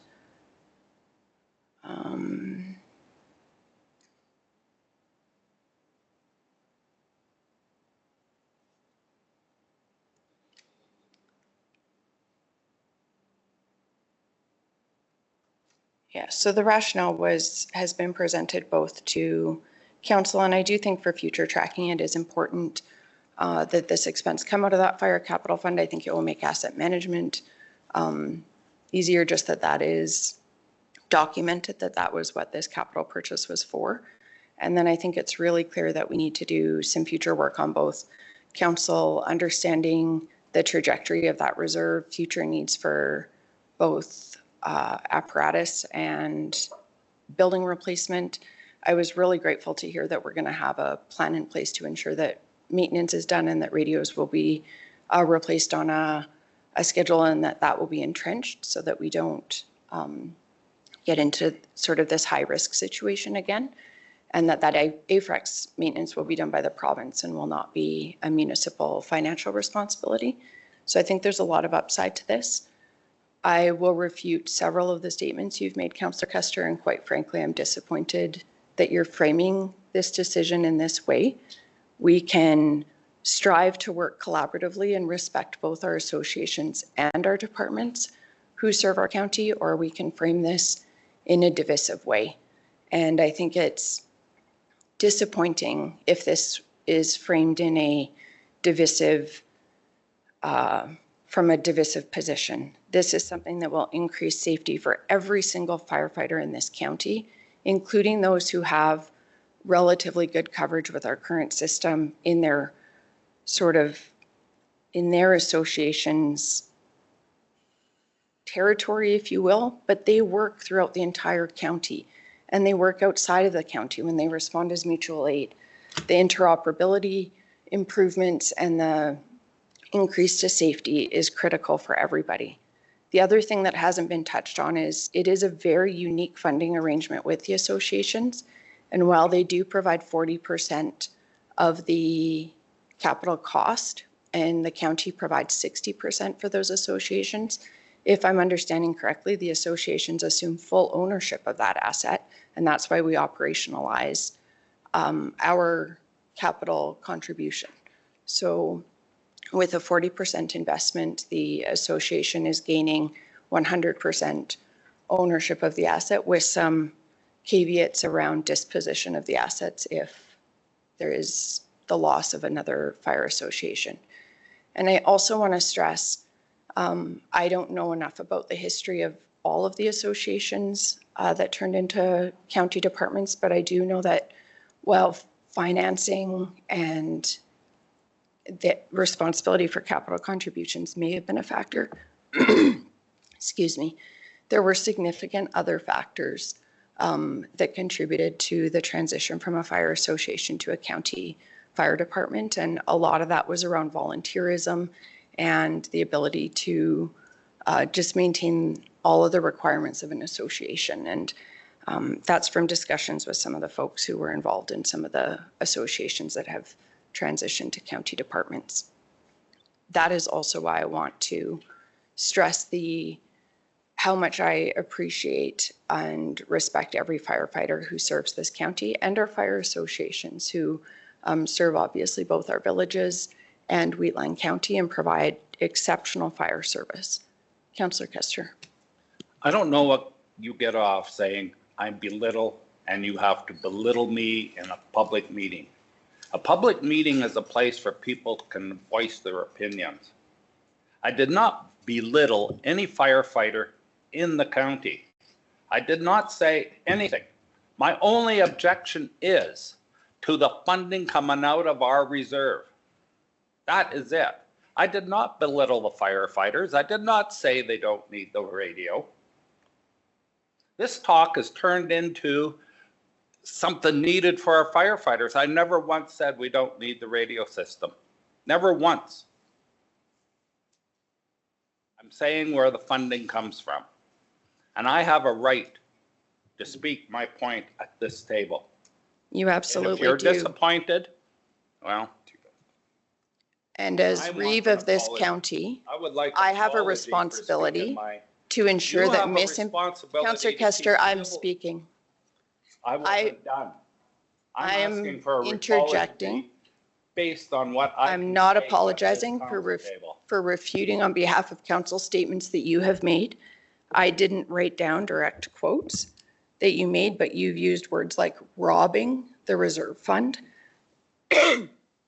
You've said that this will send a message in a tone and with implications that this will cause significant issues. And we've seen this happen in the past. There is a pattern. And one of my few regrets that I have of serving this council as Reeve for almost the last 7 years is that we have let statements like that go unchallenged and tried to take the high road when misinformation has been presented or things have been presented in a way that skews the perception of a situation to the public. And I refuse to continue to do that. So I will not apologize for refuting statements that are made that are implying that this council is making a decision that Councillor Laursen was implying would ignore the recommendations of the committee. We are making this decision in collaboration with a committee that advises us every year as we approach fire capital budgeting and allocations. And I am incredibly grateful for the insight that that committee provides in terms of how we allocate resources for fire capital. It is apparent that we need to update our policies in light of having fire departments that are no longer governed by an association and where apparatus and the building are no longer owned by associations. That we need to address that in policy. That's clear. Administration has made it clear based on their expert advice, both to the Fire Capital Committee and to this council, that the most appropriate reserve fund to take these funds out of is the Fire Capital Reserve. And there are implications that all sorts of negative implications around this council's deliberations and a potential decision being made. Deputy Reeve Clausen. This is a simple decision, and we're going way off topic here, but I want to say something. You also said, Councillor Kester, that this agreement was 30 years old and hasn't been updated. It has been updated since we've sat here together and looked at it, where the percentages have changed. It has been, I can get the exact dates of when it has happened, but it's happened in your term. and been reviewed. So you're not completely true in what you're saying. Maybe it's the heat of the moment, whatever, but we have to, we're not trying to be divisive. We're not trying, I'm not in any way, shape or form. We have a problem throughout the whole county. I'm looking at the county as a whole. This is a solution. And yes, it's going to be a one-time expense, but look at next year. It's $10,000. We don't have to spend hundreds of thousands of dollars to maintain a system that is falling apart. It may work for now in some of the eastern portions. And if they really don't like it, I guess they can go and put their own system in, but I highly don't recommend it because this is a great system. This is going to give them brand new equipment in their units. I don't understand. We have the money in the reserve fund. We have agreements. Yes, we have all this stuff. We've also had a mill rate set and our assessments are going on. So naturally, that fund's going to increase quite a bit in value because the assessments across the county have gone up. I just don't see the need to make this a soapbox issue. It needs to just be decided upon and we can work out the other stuff later on. We don't know what the agreements, none of us have the agreements sitting in front of us, what it's been there, but it has been updated over the years. Yeah, I just want to say that I agree with Reeve Link that I'm planning to vote in opposition of the amendment. And I did feel like your comments made it seem like I was doing something against the fire associations, and I don't feel like I am. I am in full support of them. I just think the money comes from the fund that was built to fund these things. And I think that if they want to recommend a certain thing, that's totally fine, but it is up to us to decide. This fund is always up to us to whether we're approving the fire capital recommendations. Those are recommendations. And yeah, I agree with Reeve Link that the tone of it, saying that we're robbing their reserve, I think is doing a disservice to your fellow councillors.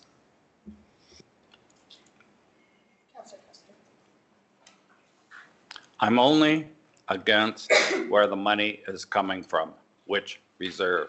I have never said the thing wasn't changed. I was sitting in this chair when the fire chiefs asked for 60/40. The fire chiefs asked for it, not this council. Yes, it is changed. That's the only change. Fire chiefs come in and would have asked for 50%, would happen probably. That's the only thing I'm against. I'm not on a soapbox here. Everyone's saying we need this thing and I'm talking against it. Never once have I. Now I'm hearing my remarks are out and I'm making bad remarks and everything else. I'm a counselor here. I have a right to say. I have a right. Don't like it? That's it. I'm ready for the vote. It's a simple question. I'm not on a soapbox. Now I think you're putting words in colleagues' mouths. And just as you have a right to express your perspectives, so does the rest of council. So thank you. And each perspective is equally important. And it's important that we have this debate. So thank you. I think what is critically important is how we frame things and the future of a cohesive, collaborative fire service, which includes our fire associations and our county fire departments who collectively provide critical and incredibly valued and respected fire service to our county. Is there any further discussion on the amending motion? Administration does have it up on the screen for us.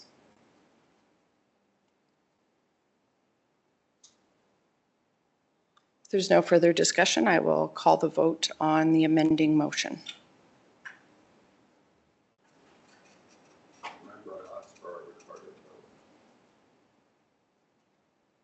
We can do a recorded vote. Thank you.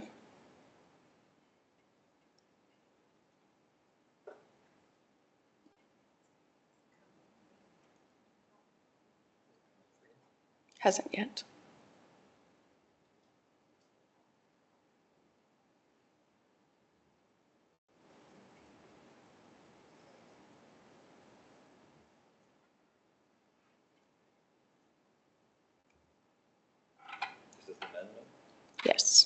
So we're voting on the motion to amend the motion to approve allocating the funds from the unrestricted reserves instead of the Fire Capital Reserve Fund. And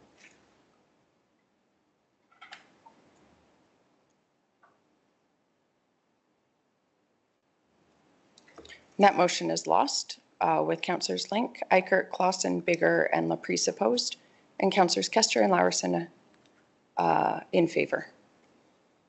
We'll now move to the original motion that council approve allocating up to $920,000 from the Fire Capital Reserve Fund for the purchase and implementation of the Alberta First Responders Radio Communication System, known as AFRAX. Is there any questions or discussion on the main motion? Councillor Laursen. Recorded vote, please. Certainly. Does anybody have anything new to add to the discussion? Is this a new comment, Councillor Kester?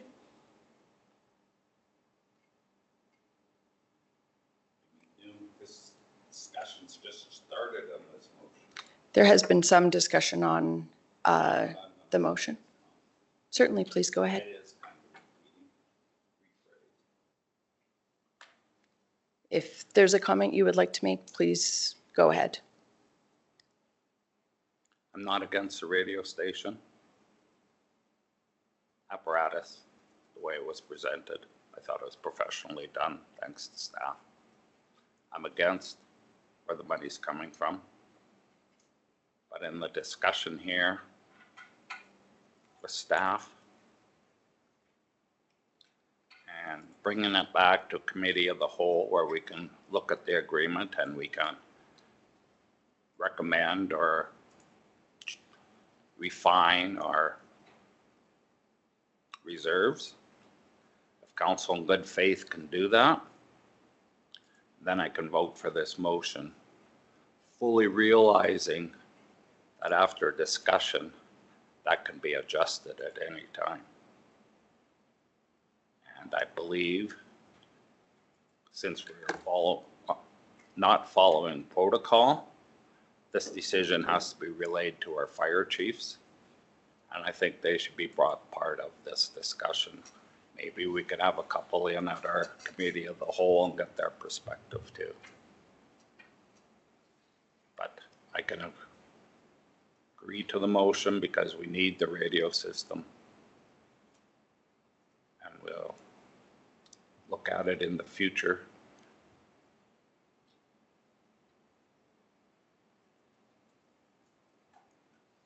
Any other questions or discussion on the motion?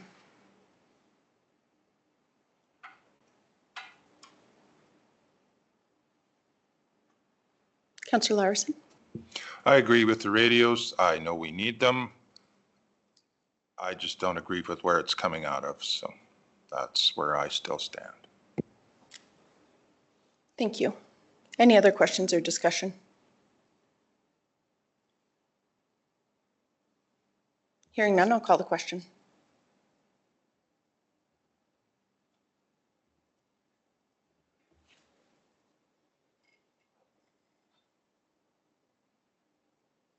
That motion is carried with Reeve Link, Deputy Reeve Clausen, Councillor Eichert, Councillor Bigger, Councillor Kester, and Councillor Laprise in favor, and Councillor Laursen opposed. Let's take a 5-minute. Oh, right. Yes. Thank you. I'll move that council directs administration to prepare recommendations for the decommissioning and disposing of equipment from the existing radio communication system in accordance with policy section 2.3, disposal of fixed assets, and present the report for council's consideration. Thank you, Councillor Eichert. Any questions or discussion on the motion? Deputy Reeve Clausen. There was a little discussion here about Public Works, and I wanted to touch base on. I've looked at the AFRAX website, and it says it is for Public Works. I don't know what it is on there, but if there is a way that we, in the future, change over Public Works because we know that radio tower at some point is going to be defunct. Like this, if it's not working for one, it's not going to work for the other. If we can slowly, this is just me, bring it up to a committee of the whole, look at maybe phasing it in to, because what we only have the ground-based equipment that has it in. We don't have any handholds and things. It just makes sense to me that we'd have it. Also, on another note, AFRAX is a unscannable system. So that may be the hesitation of some, where people like to know what's going on. I remember that from the RCMP, they said it is an unscannable system. So you won't have people knowing, especially in the FOIP days that we're in right now, private information is a more secure system. So just something I would like to see in the future with that. I have no problem with the motion on the floor, but I just want to see that we're making positive decisions on the way forward. Any other questions or discussion?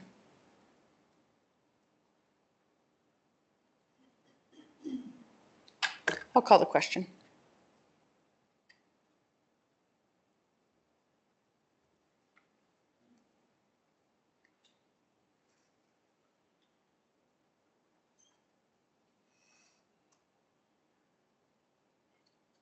That motion is carried. Let's take, Reeve Link, I just have one potential motion just to kind of summarize up the conversation of council. That might, I think maybe Councilor Kessler might be trying to make the motion on the last one. Is that right? We prepared a motion. I could get Shannon just to, it's just on the screen there. Maybe just take a look so we can kind of wrap this conversation up prior to a break. Unless council really wants to take the break now, but it might be. no, I think this is prudent. So the motion is that council direct administration to prepare a review of the current funding model for the Fire Capital Reserve, including funding provided to fire associations, and a comparison of costs between fire associations and fire departments, with the resulting report to be presented at a future committee of the whole or regular council meeting. Certainly, Councillor Kester. Does the motion capture everything, Deputy Reeve Clausen? Just a question. So the funding deals with the fire associations, and there's mention of having fire chiefs here. I always thought they were two different things. Am I thinking wrong? Because the fire associations have a different group of people that deal with the funding. The fire chief is an operational person, is it not? Through the chair to Deputy Reeve Clausen, the Fire Capital Committee is made up of the Fire Association's president or a delegate. It is not the fire chiefs. There may be a fire chief sitting on the Capital Committee, but the Capital Committee is made up of the president of the Some people wear association. different hats. I understand that, but But- yeah, I just want, so people are aware, like there was mention that it's the fire chief, but it's really the fire associations that deal with the funding. Right? So we're not differentiating and trying to pick anybody out. It's just how it works. And then it's the fire chiefs of county departments that bring their insight. Through the chair, yes, that's correct. The counties, some of them don't have fire associations anymore. Some may have a minuscule amount, but that needs to be in there as well to understand the true picture of how this works. Where, I guess, where it was, how it is now. Actually, where it was has some effect, but how it is going forward, I think, is the most important thing. Because it has changed a lot. We can look back, and I have no problem with that, but moving forward will be more positive. Learn from our mistakes. Any other questions or discussion on the current motion?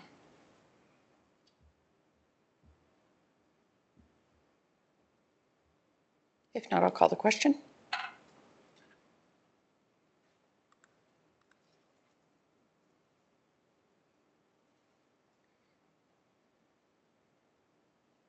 That motion is carried. Let's take a 7-minute break and reconvene at 10:55. Good morning, everybody. We'll call the meeting back to order and resume our agenda at agenda item 7.1. Good morning, Council. Brian from Administration. On page 33 of your agenda package is the Council Resolution Tracker for April 15th, 2025. As always, the Council Resolution, it starts on page 36. Any resolutions in yellow are deemed ongoing. Any resolutions in green are deemed complete. If there are any questions about this report, please let me know. Thank you. Thank you, CAO Henderson. Any questions?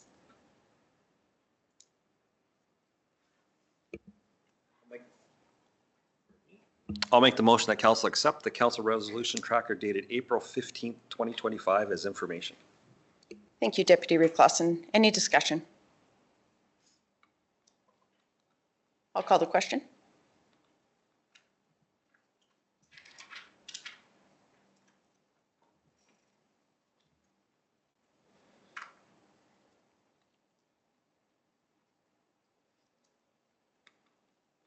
That motion is carried. We'll move to agenda item 7.2. Yes, good morning, Council. Brian again from administration. On page 44 of your agenda package is the 2025 open house scheduling for Division 7. So as council is aware, council recently did change their policies on open houses starting in 2024, where they are holding 2 a year. And just the scheduling of the open houses, now it does fall in Division 7. Just the scheduling of it. The last one held in Division 7 was in 2018.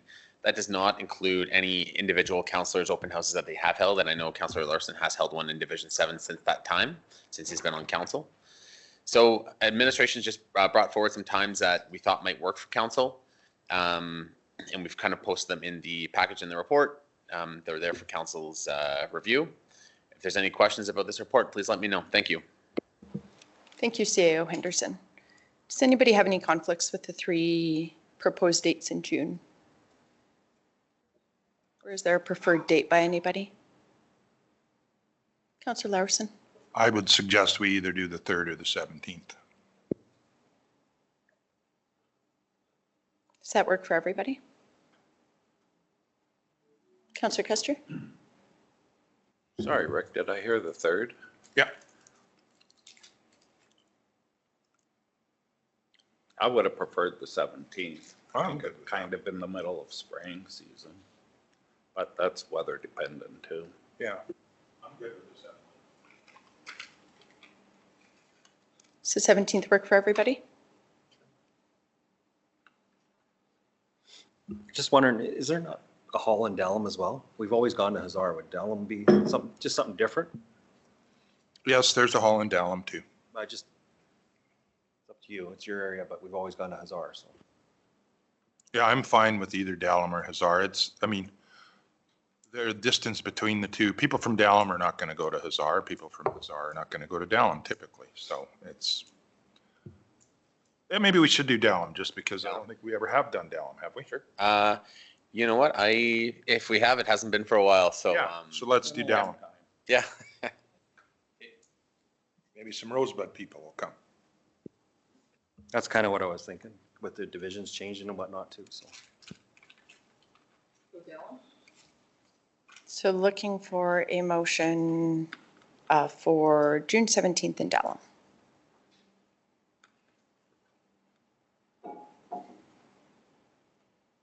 And then just prior to that motion, just to confirm, does council want to do the same time, 7 to 9, 6 to 8? Up to council, we just need some direction. Thank you.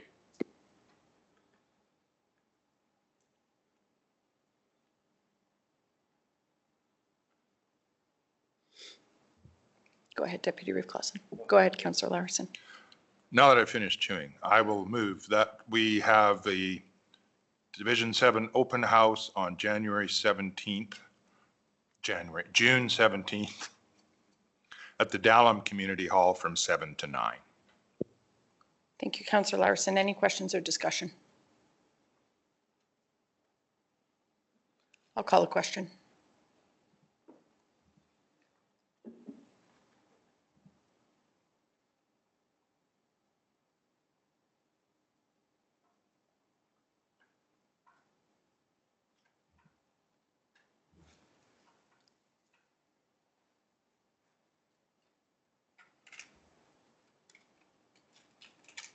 That motion is carried. We'll move to agenda item 7.3. Yes, good morning, Council. Brian again from administration. Page 47 of your agenda package is the FCM membership renewal. So just prior to presenting this, administration had just assumed that we're not going to renew the FCM membership. However, I thought I'd bring it back to council just for your decision. Just based on the conversations that we've had, I don't think council is necessarily super keen on the value that the FCM was providing to the county. However, there was no explicit mention of actually canceling the membership. So what Wheatland County administration did was we went through and started, tabulating the costs of what we've paid into versus what we've got. So the annual membership fees is right there on the report. It was about $14,000 over the last, say, 5-6 years. And then there were fees related to the conference as well. I try to break those fees out into previous council versus current council. The previous council, I think, had attended just, there was one conference that I think maybe 3 members had attended. It is quite expensive, as council does know. And I think the reason why more members of council attended in 2024, just because it was close proximity to Wheatland County. And then with COVID, there was one virtual attendee, no attendees in 2022, 2023, no attendees as well. As council does recall, Wheatland County Council also submitted a resolution titled Advocacy for the Exploration of a Rural Canadian Municipalities Association, and that was kind of in response to the perceived lack of, I guess, rural representation at the FCM that was held in Calgary. Unfortunately, that resolution did not pass at the RMA. The membership decided it wasn't in the majority of the membership's interest to pass that resolution. And just to note that we did receive about a $50,000 grant from the FCM in the last, again, 5 years. We didn't really go back further than that. That was a $50,000 grant for our asset management. So the costs are there. All the information is there. Administration did assume that we weren't going to renew the membership, so I have not as of yet. I have got some reminders to do so. I just haven't without the direction of council. So the recommendation is there. If there's any questions about this report, please let me know. Thank you. Thank you. Any questions? Council's wishes. I'll move that council direct administration to communicate with FCM that Wheatland County will not be renewing our annual membership.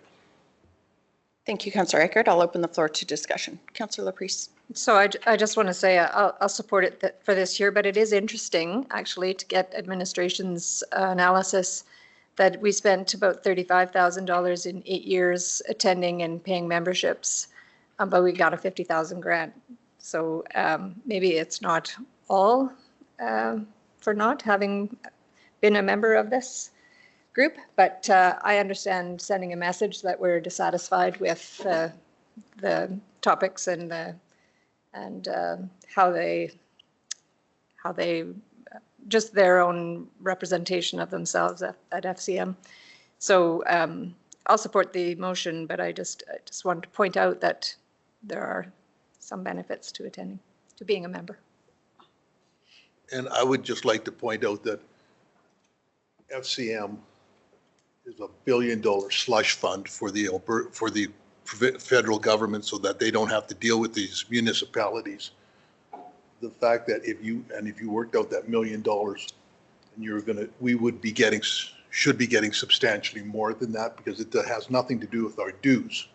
It has to do with the $1 billion a year they get from the federal government, just so that we don't bother the federal government. So it's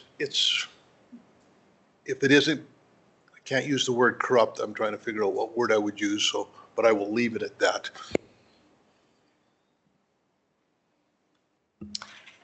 I looked at the report too, and it was cash positive over the years, which was, that's a good thing to know. But if something comes ahead, I'm sure there'll still be a different kind of, we have grant writers and looking and saying, oh, there is an FCM benefit to this.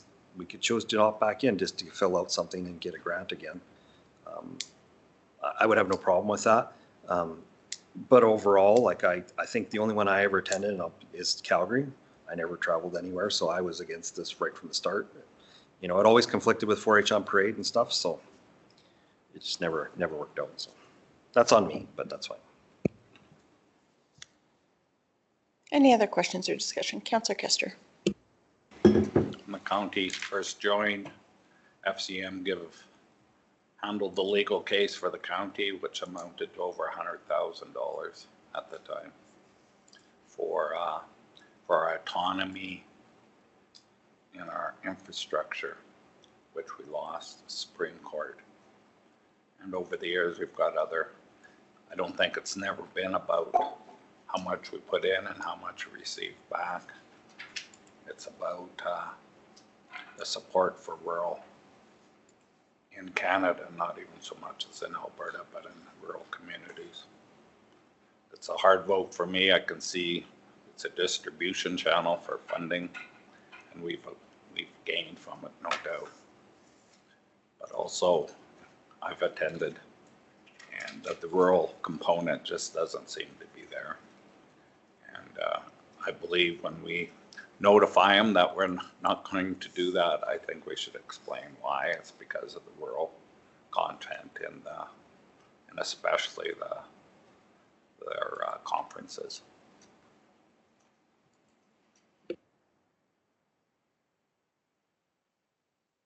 Any other questions or discussion?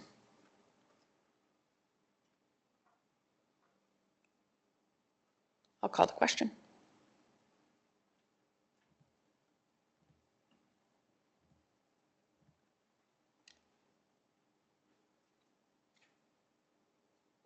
That motion is carried. We'll move to agenda item 7.4. Good morning, Council. Dave from Administration. On page 50 of your agenda package is 2025 Community Facilities Funding Grant Award Recommendations. Recreation Policy 14.4 supports community facilities across the county. The grant program was promoted through the county website, newspaper, social media, with the application deadline of March 31st. The county received 6 eligible applications that were thoroughly reviewed to ensure alignment to the policy's priorities. And Table 1 breaks down the community groups, the amounts they requested, and the 2025 recommended amounts. And I'm available for any questions. Thank you. Any questions regarding the report? Councillor Kester. Just curious, how many applications did we get? We received 7, so 1 was not eligible because it was a school, and then the rest of these ones. Any other questions? Council's wishes. I'll move that council approves the Community Facilities Funding Grant Program allocations for the following community associations in accordance with section 14.4 of the Recreation Policy. Gleason and District Community Association for $20,940. Lyalta Community Club for $22,938.59. Dallam Community Hall for $11,651.10. Carsland and District Community Association and Ag Society for $157,470.31. Gleason and District Ag Society for $75,000 and Nightingale Community Association for $25,000. Thank you, Councillor Priest. Any discussion on the motion?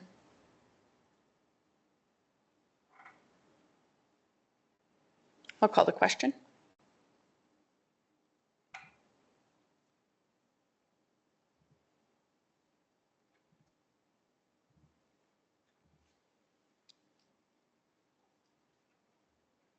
That motion is carried, and thank you to administration for facilitating the program. We appreciate it. Let's move to agenda item 7.6.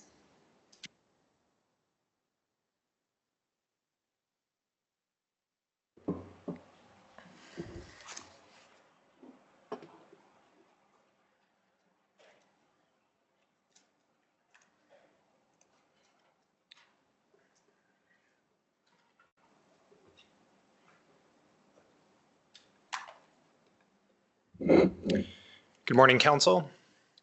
Taylor Felt with Planning and Development Services here, presenting the sale of Area A in Block 2, Plan 550 AM within the southwest quarter of 352421 west of the 4th Meridian for Council's consideration.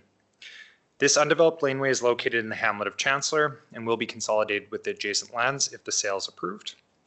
There's 3 approaches to determining value in these cases. This sales comparison approach was used here as it's the most appropriate for bare land. The applicant presented an appraisal assessment to determine the fair market value of these lands. The assessed value was determined to be $14,000, and the applicant has agreed in principle to purchase the undeveloped laneway for this amount. Should council approve the sale, staff will meet with the interested party to execute the purchase and sales agreement and proceed to register the transfer of title at the Land Titles Office. That concludes my presentation. I'd be happy to answer any of council's questions. Thank you. Any questions? Councillor Kester? Microphone, please. Microphone, please. Councillor Kester, microphone, please. It's not Division 6. My apologies. Thank you for pointing that out.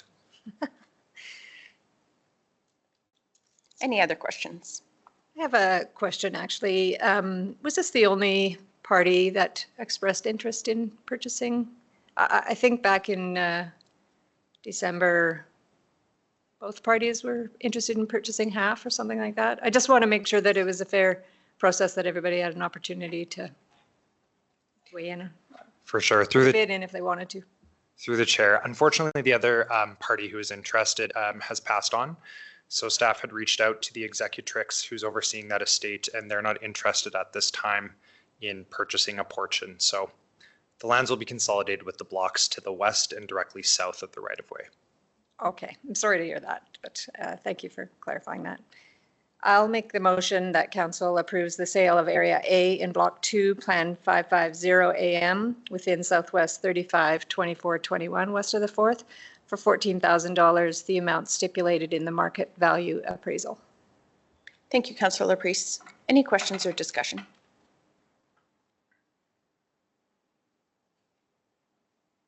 I'll call the question.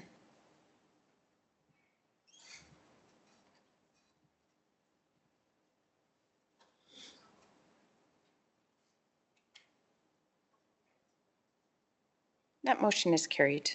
We'll move to agenda item 7.7.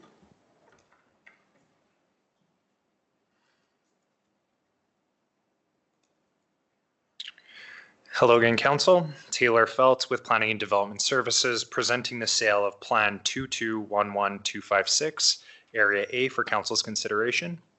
This portion of undeveloped laneway is located immediately east of the hamlet of Rosebud and will be consolidated with the lands to the north.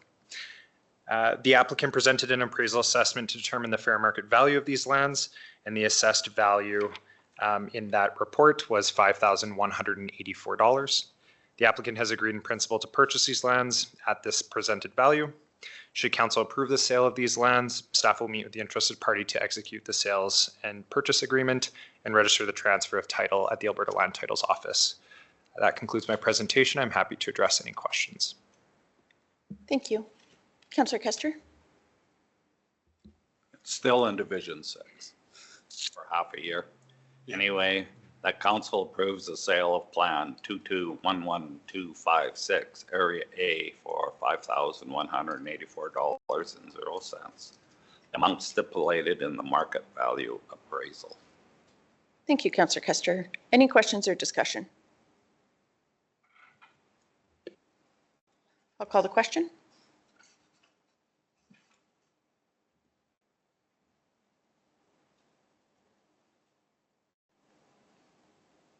That motion is carried. We'll move to agenda item 7.8.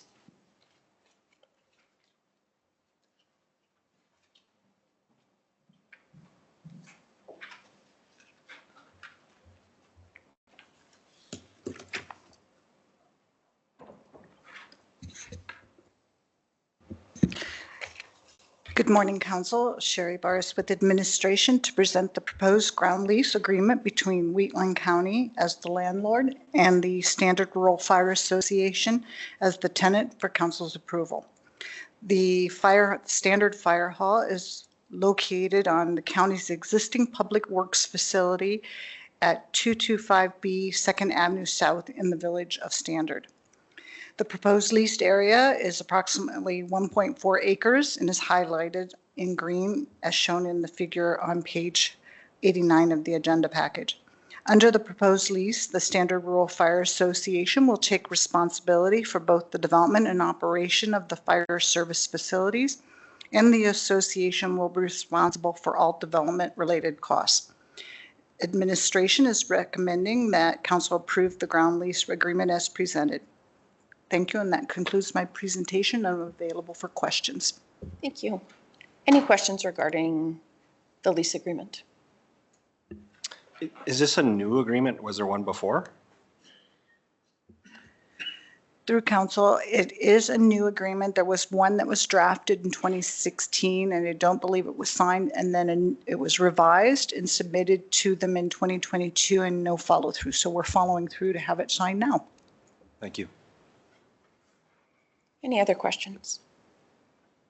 Council's wishes. I'll move that council approves the ground lease agreement with the Standard Rural Fire Association for the property located at 225B 2nd Avenue South in the Village of Standard at a lease rate of $1 per year, and authorize the Reeve and Chief Administrative Officer to sign the agreement. I'm just grateful for administration to follow up. It's good to have agreements in places so there's no confusion. It's always good. Absolutely. Thank you, Councillor Priest. Any discussion on the motion? I'll call the question.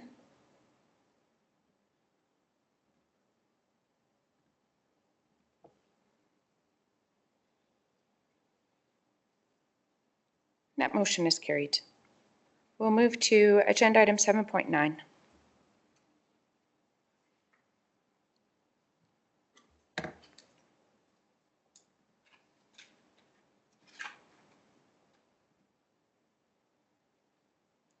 Administration just want us to review the RFD.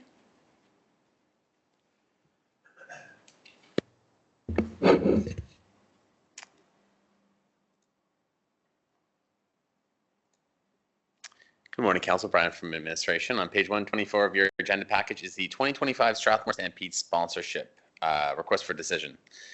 So this year, or annually, the Strathmore Stampede does reach out to Wheatland County, and we do provide in-kind donations. Typically, the in-kind donations are just approved through administration. However, this ask was a little bit larger than usual. So what we decided to do is just bring this to council for your consideration. So typically what administration does provide to the Strathmore Stampede is a water truck with no operator, and then sometimes a little bit of gravel. However, this year they did ask for a more substantive amount, so 750 tons of gravel. So our operations manager, Cody Zimmerman, did go to site and meet with the interim CEO of the Strathmore Stampede. Yeah, just to make sure that the request kind of made sense. So he did go through it, and they did ask for calcium as well. Trucking of all the gravel also needs to be included in there as well, on top of the cost of the gravel itself. So all the combined in-kind donation costs are at the bottom of page 124, which totals $24,709. One thing to note is that after last year's Stampede event, I know that council was very appreciative of the event, and they did recognize that a lot of county ratepayers did go to the event and did enjoy themselves for the weekend, and a lot of county businesses also went as well. So administration's recommendation is to provide the in-kind donation to the Strathmore and District Agricultural Society for the Strathmore Stampede, and that resolution can be found on the top of page 124. If there's any questions about this report, please let me know. Thank you. Thank you. Any questions regarding the RFD?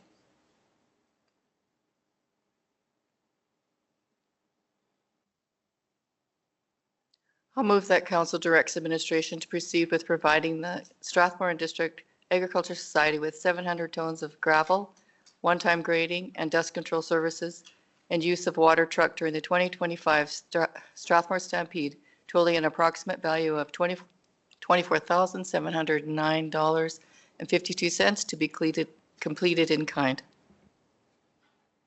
Thank you, Councillor Bigger. Any questions or discussion regarding the motion? Just on the gravel cost and trucking, just that, like our amounts here are way low compared to what I just pulled up Gray's website and looking what they would pay upfront, and it'd be in the neighborhood of $20,000. And that's probably not including trucking. That's just for the gravel. So that's a vast difference. And I think that's got to be noted. When we're doing this kind of thing, it should be market value, not our cost. Yes, so through the chair, one thing to note, and I hope Joel's listening online, but the account needs way why we recorded at $9,000 is we do recognize that is very below market value. So actually when I was in the finance department, we actually had to do one rule of the accounting standards that we have to follow is that we have to actually record at the lower of cost or fair market value. So actually every year I know that finance would actually go and determine the market value rates of gravel itself. So I think we went to Grays, we went to Burnco, and sometimes these costs of gravel would be, $25 a ton. Meanwhile, our cost is about 10. And that's just because we purchase the pits, we haul it out, we crush it, and that cost is just a lot lower than what the fair market value would be. So it is, as Deputy Reeve Clausen did mention, that it is a lot further below market value, but it's just how we record it, and that's why we record it so much lower than the fair market value. Thank you. Any other questions or discussion?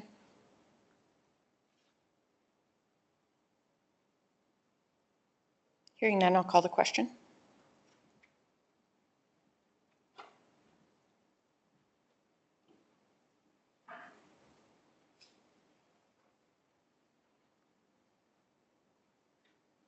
That motion is carried. We'll move to agenda item 7.10. Good morning, Council. My name is Jose Porter Cuervo, Manager of Technical Services here with Administration, presenting the Gleason Library Sewage Line Report. So on December 17, Council passed a motion that directed Administration to bring back a report on the potential costs and opinion on the likelihood of future issues and potential solutions and additional consideration of reimbursement of costs to date regarding the wastewater issues at the Gleason Library. In January and February, Administration engaged with the lessee of Gleason Library to address concerns about blockages in the main sewer line, and a contractor was dispatched to clear and inspect the line at a total cost of $642.60, which was paid by the county. A similar issue occurred in 2023 involving sewer line blockages and resulting flooding. At that time, the lessee had the sewer line cleared, and the county covered the cleanup expenses and reimbursed the lessee for the augering costs. During the inspection conducted earlier this year, the contractor discovered several points at which true roots had penetrated the line along with a crack in one section of the pipe. Despite these issues, the contractor advised that the line could remain functional for an estimated 5 to 10 more years, provided it receives annual maintenance. Specifically, the contractor recommended annual augering to remove ongoing tree root growth and reduce the likelihood of backups. The video of the sewer line inspection is available upon request. Assuming the sewer line lasts another 10 years, the projected cost for this annual maintenance is approximately $6,700. So let me just scroll down here. The current lease agreement between the county and the lessee contains the following maintenance-related clauses. All cleaning and caretaking of the interior and exterior portions of the building shall be carried out by the lessee at its sole expense. The lessee shall at times maintain the lands and the building in a tidy, clean, sanitary, and safe condition. The lessee covenants to keep the leased premises tidy and in a safe condition, promptly attending to maintaining the leased premises and any equipment, machinery, or other property of the lessee on the lands in safe condition and normal working order. Repairing all portions of the premise, structural or otherwise, including replacing damaged glass, repairing damage caused by trespassers, and repairing plumbing contained within the building. Undertaking any other maintenance and repairs reasonably directed by the lessor. And all repair and maintenance required are at the lessee's sole cost and expense. The lessor's failure to direct repairs does not relieve the lessee from its obligations to maintain the premises. Although the lease agreement specifies that the lessee is fully responsible for maintenance and repairs of both the facility interior and exterior, including the on-property portion of the sewer line, the county has nonetheless covered all related maintenance costs, or at least those that the county are currently aware of. Some additional considerations. The ongoing sewer line issues at the Gleason Library are one of several life cycle and maintenance challenges associated with this facility. The county currently owns the building and leases it to the Gleason and District Library for $1 per year. Administration plans to bring forward a future report to Council highlighting various concerns with this and other county-owned properties that are leased to external entities. This upcoming report may include recommendations on adjusting the county's approach to managing these facilities. In conclusion, the sewer line at the Gleason Library requires annual maintenance to mitigate persistent blockages caused by tree root intrusion. The estimated cost over the next 10 years is approximately $6,700, and the line is expected to remain functional with regular maintenance. The lease agreement places responsibilities for the repairs on the lessee, although the county has historically covered certain augering and cleanup expenses. A broader review of the county leased facilities and related maintenance concerns will be brought to council in a subsequent report, which will include additional recommendations on how to best manage these assets going forward. That concludes my report, and I'm here for any questions. Thank you. Any questions regarding the report? Councillor Larson. So just a quick question. Have you, in the review, did you look at the composition of the existing line and whether augering would compromise the integrity of the walls of that? And did you look at putting, you can put plastic liners in these now? I just wondered if that had all been looked at. Yeah, so through the chair, that has all been looked at. I can't remember the exact composition of the line. Okay, that's all I needed to know. But we had our facilities person on site and the auger there, and they did not suggest doing that simply because of the cost to essentially balloon out the line. Yeah, I'll be really interested to see, like you said, a report coming forward looking at the future of some of these county-owned properties. I understand that sometimes it becomes too challenging with infrastructure to continue to maintain it, and those costs are likely to go up over time. I hope in the meantime that we're able to help the library with those costs. It's $642 a year. I think that would be in our best interest to support and to make sure that we don't have worse costs with flooding and things like that happening that they absolutely cannot afford to deal with. But I do appreciate the work that's been done, and like I said, I look forward to a future report on how we think we want to handle these going forward. So appreciate the work. Do you have a comment? No. I'll make a motion that council accepts the Gleason Library wastewater drainage line report as information.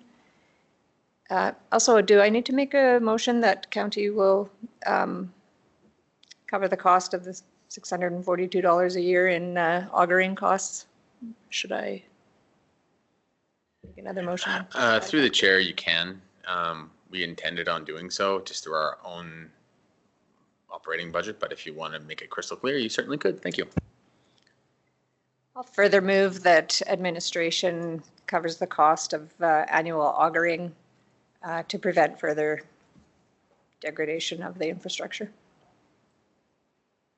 Thank you, Councillor Priest. Can we just get clarity for the cost? So I saw $6,700. Right. And so that's the total over the 10 years, not annual cost. I saw the 642 was the inspection and clear and inspect, like this year. So yeah, it seems clear that it would be $6,700 total for 10 years if we can just confirm. Through the chair, correct. Yeah, that's the total 10 years. Awesome. Plus inflation. Wonderful. Thank you. Any other questions or discussion? Thanks. I don't know if they still could do it, but years ago, you could foam the line and kill the tree roots. There was a solution that you could do, a herbicide that you could put down and foam it, and it would kill the tree roots for a period of 5 to 10 years. Sterilize them. I don't know if that's still, might not be able, but it used to be able to do that. So just something, I don't know if you've looked into it. That's through the chair. I'm not sure if that was considered, but I can follow up with that. Any other questions or discussion? I'll call the question.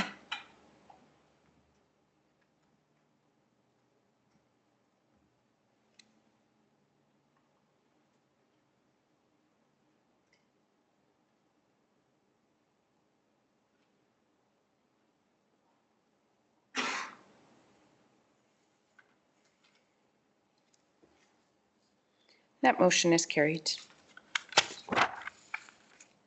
We'll now move to, oh, sorry. I I thought it was a good idea that we actually look at the county's own buildings that we have in the county. Actually, I don't know all of them and what, it'd be good to know what kind of shape they're in. I think we did a report, I can't remember how many years ago, that might help. Just because I think we should have a discussion at committee of the whole about kind of how to go about this. Because I think a nonprofit can apply for certain grants as an owner of a building rather than of a leasee. I just curious about that, if maybe it's more advantageous for a nonprofit to own a building than it is to lease a building. But I could be wrong. Thanks. So through the chair, I was wondering if the administration could answer that question.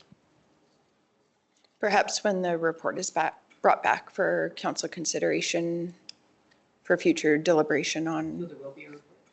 Yeah, I think that was what was indicated, was that we would have future discussions on the approach to handling these maintenance costs and the agreements with the lessees and that type of thing.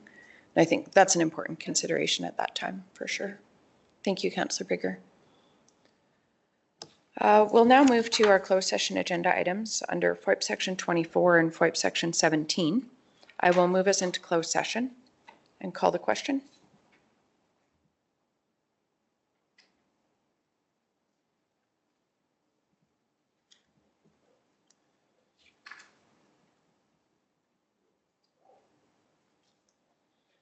That motion is carried.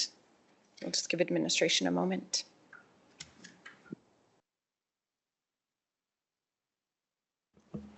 Good afternoon. Council is going to move out of closed session, and I'll call the question. I'll make the motion and call the question.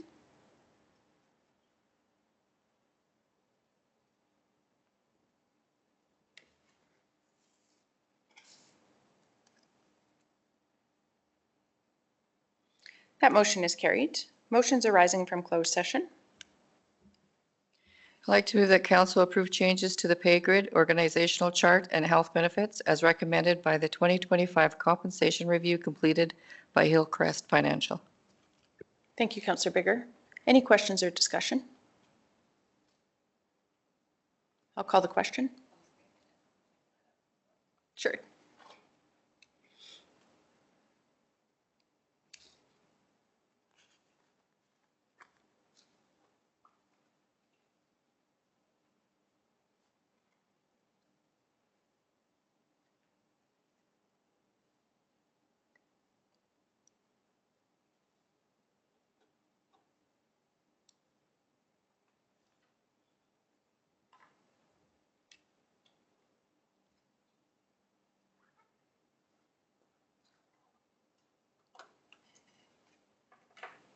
That motion is carried.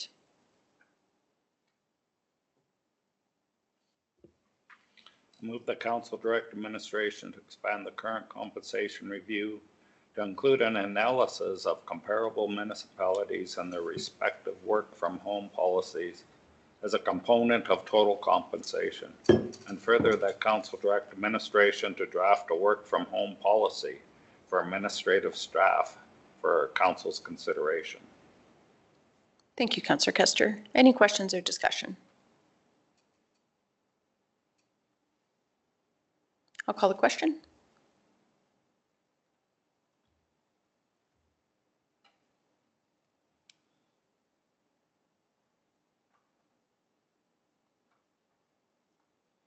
That motion is carried. I don't think we require a motion regarding the CAO performance review. We'll contemplate that when the draft report comes back to council for review.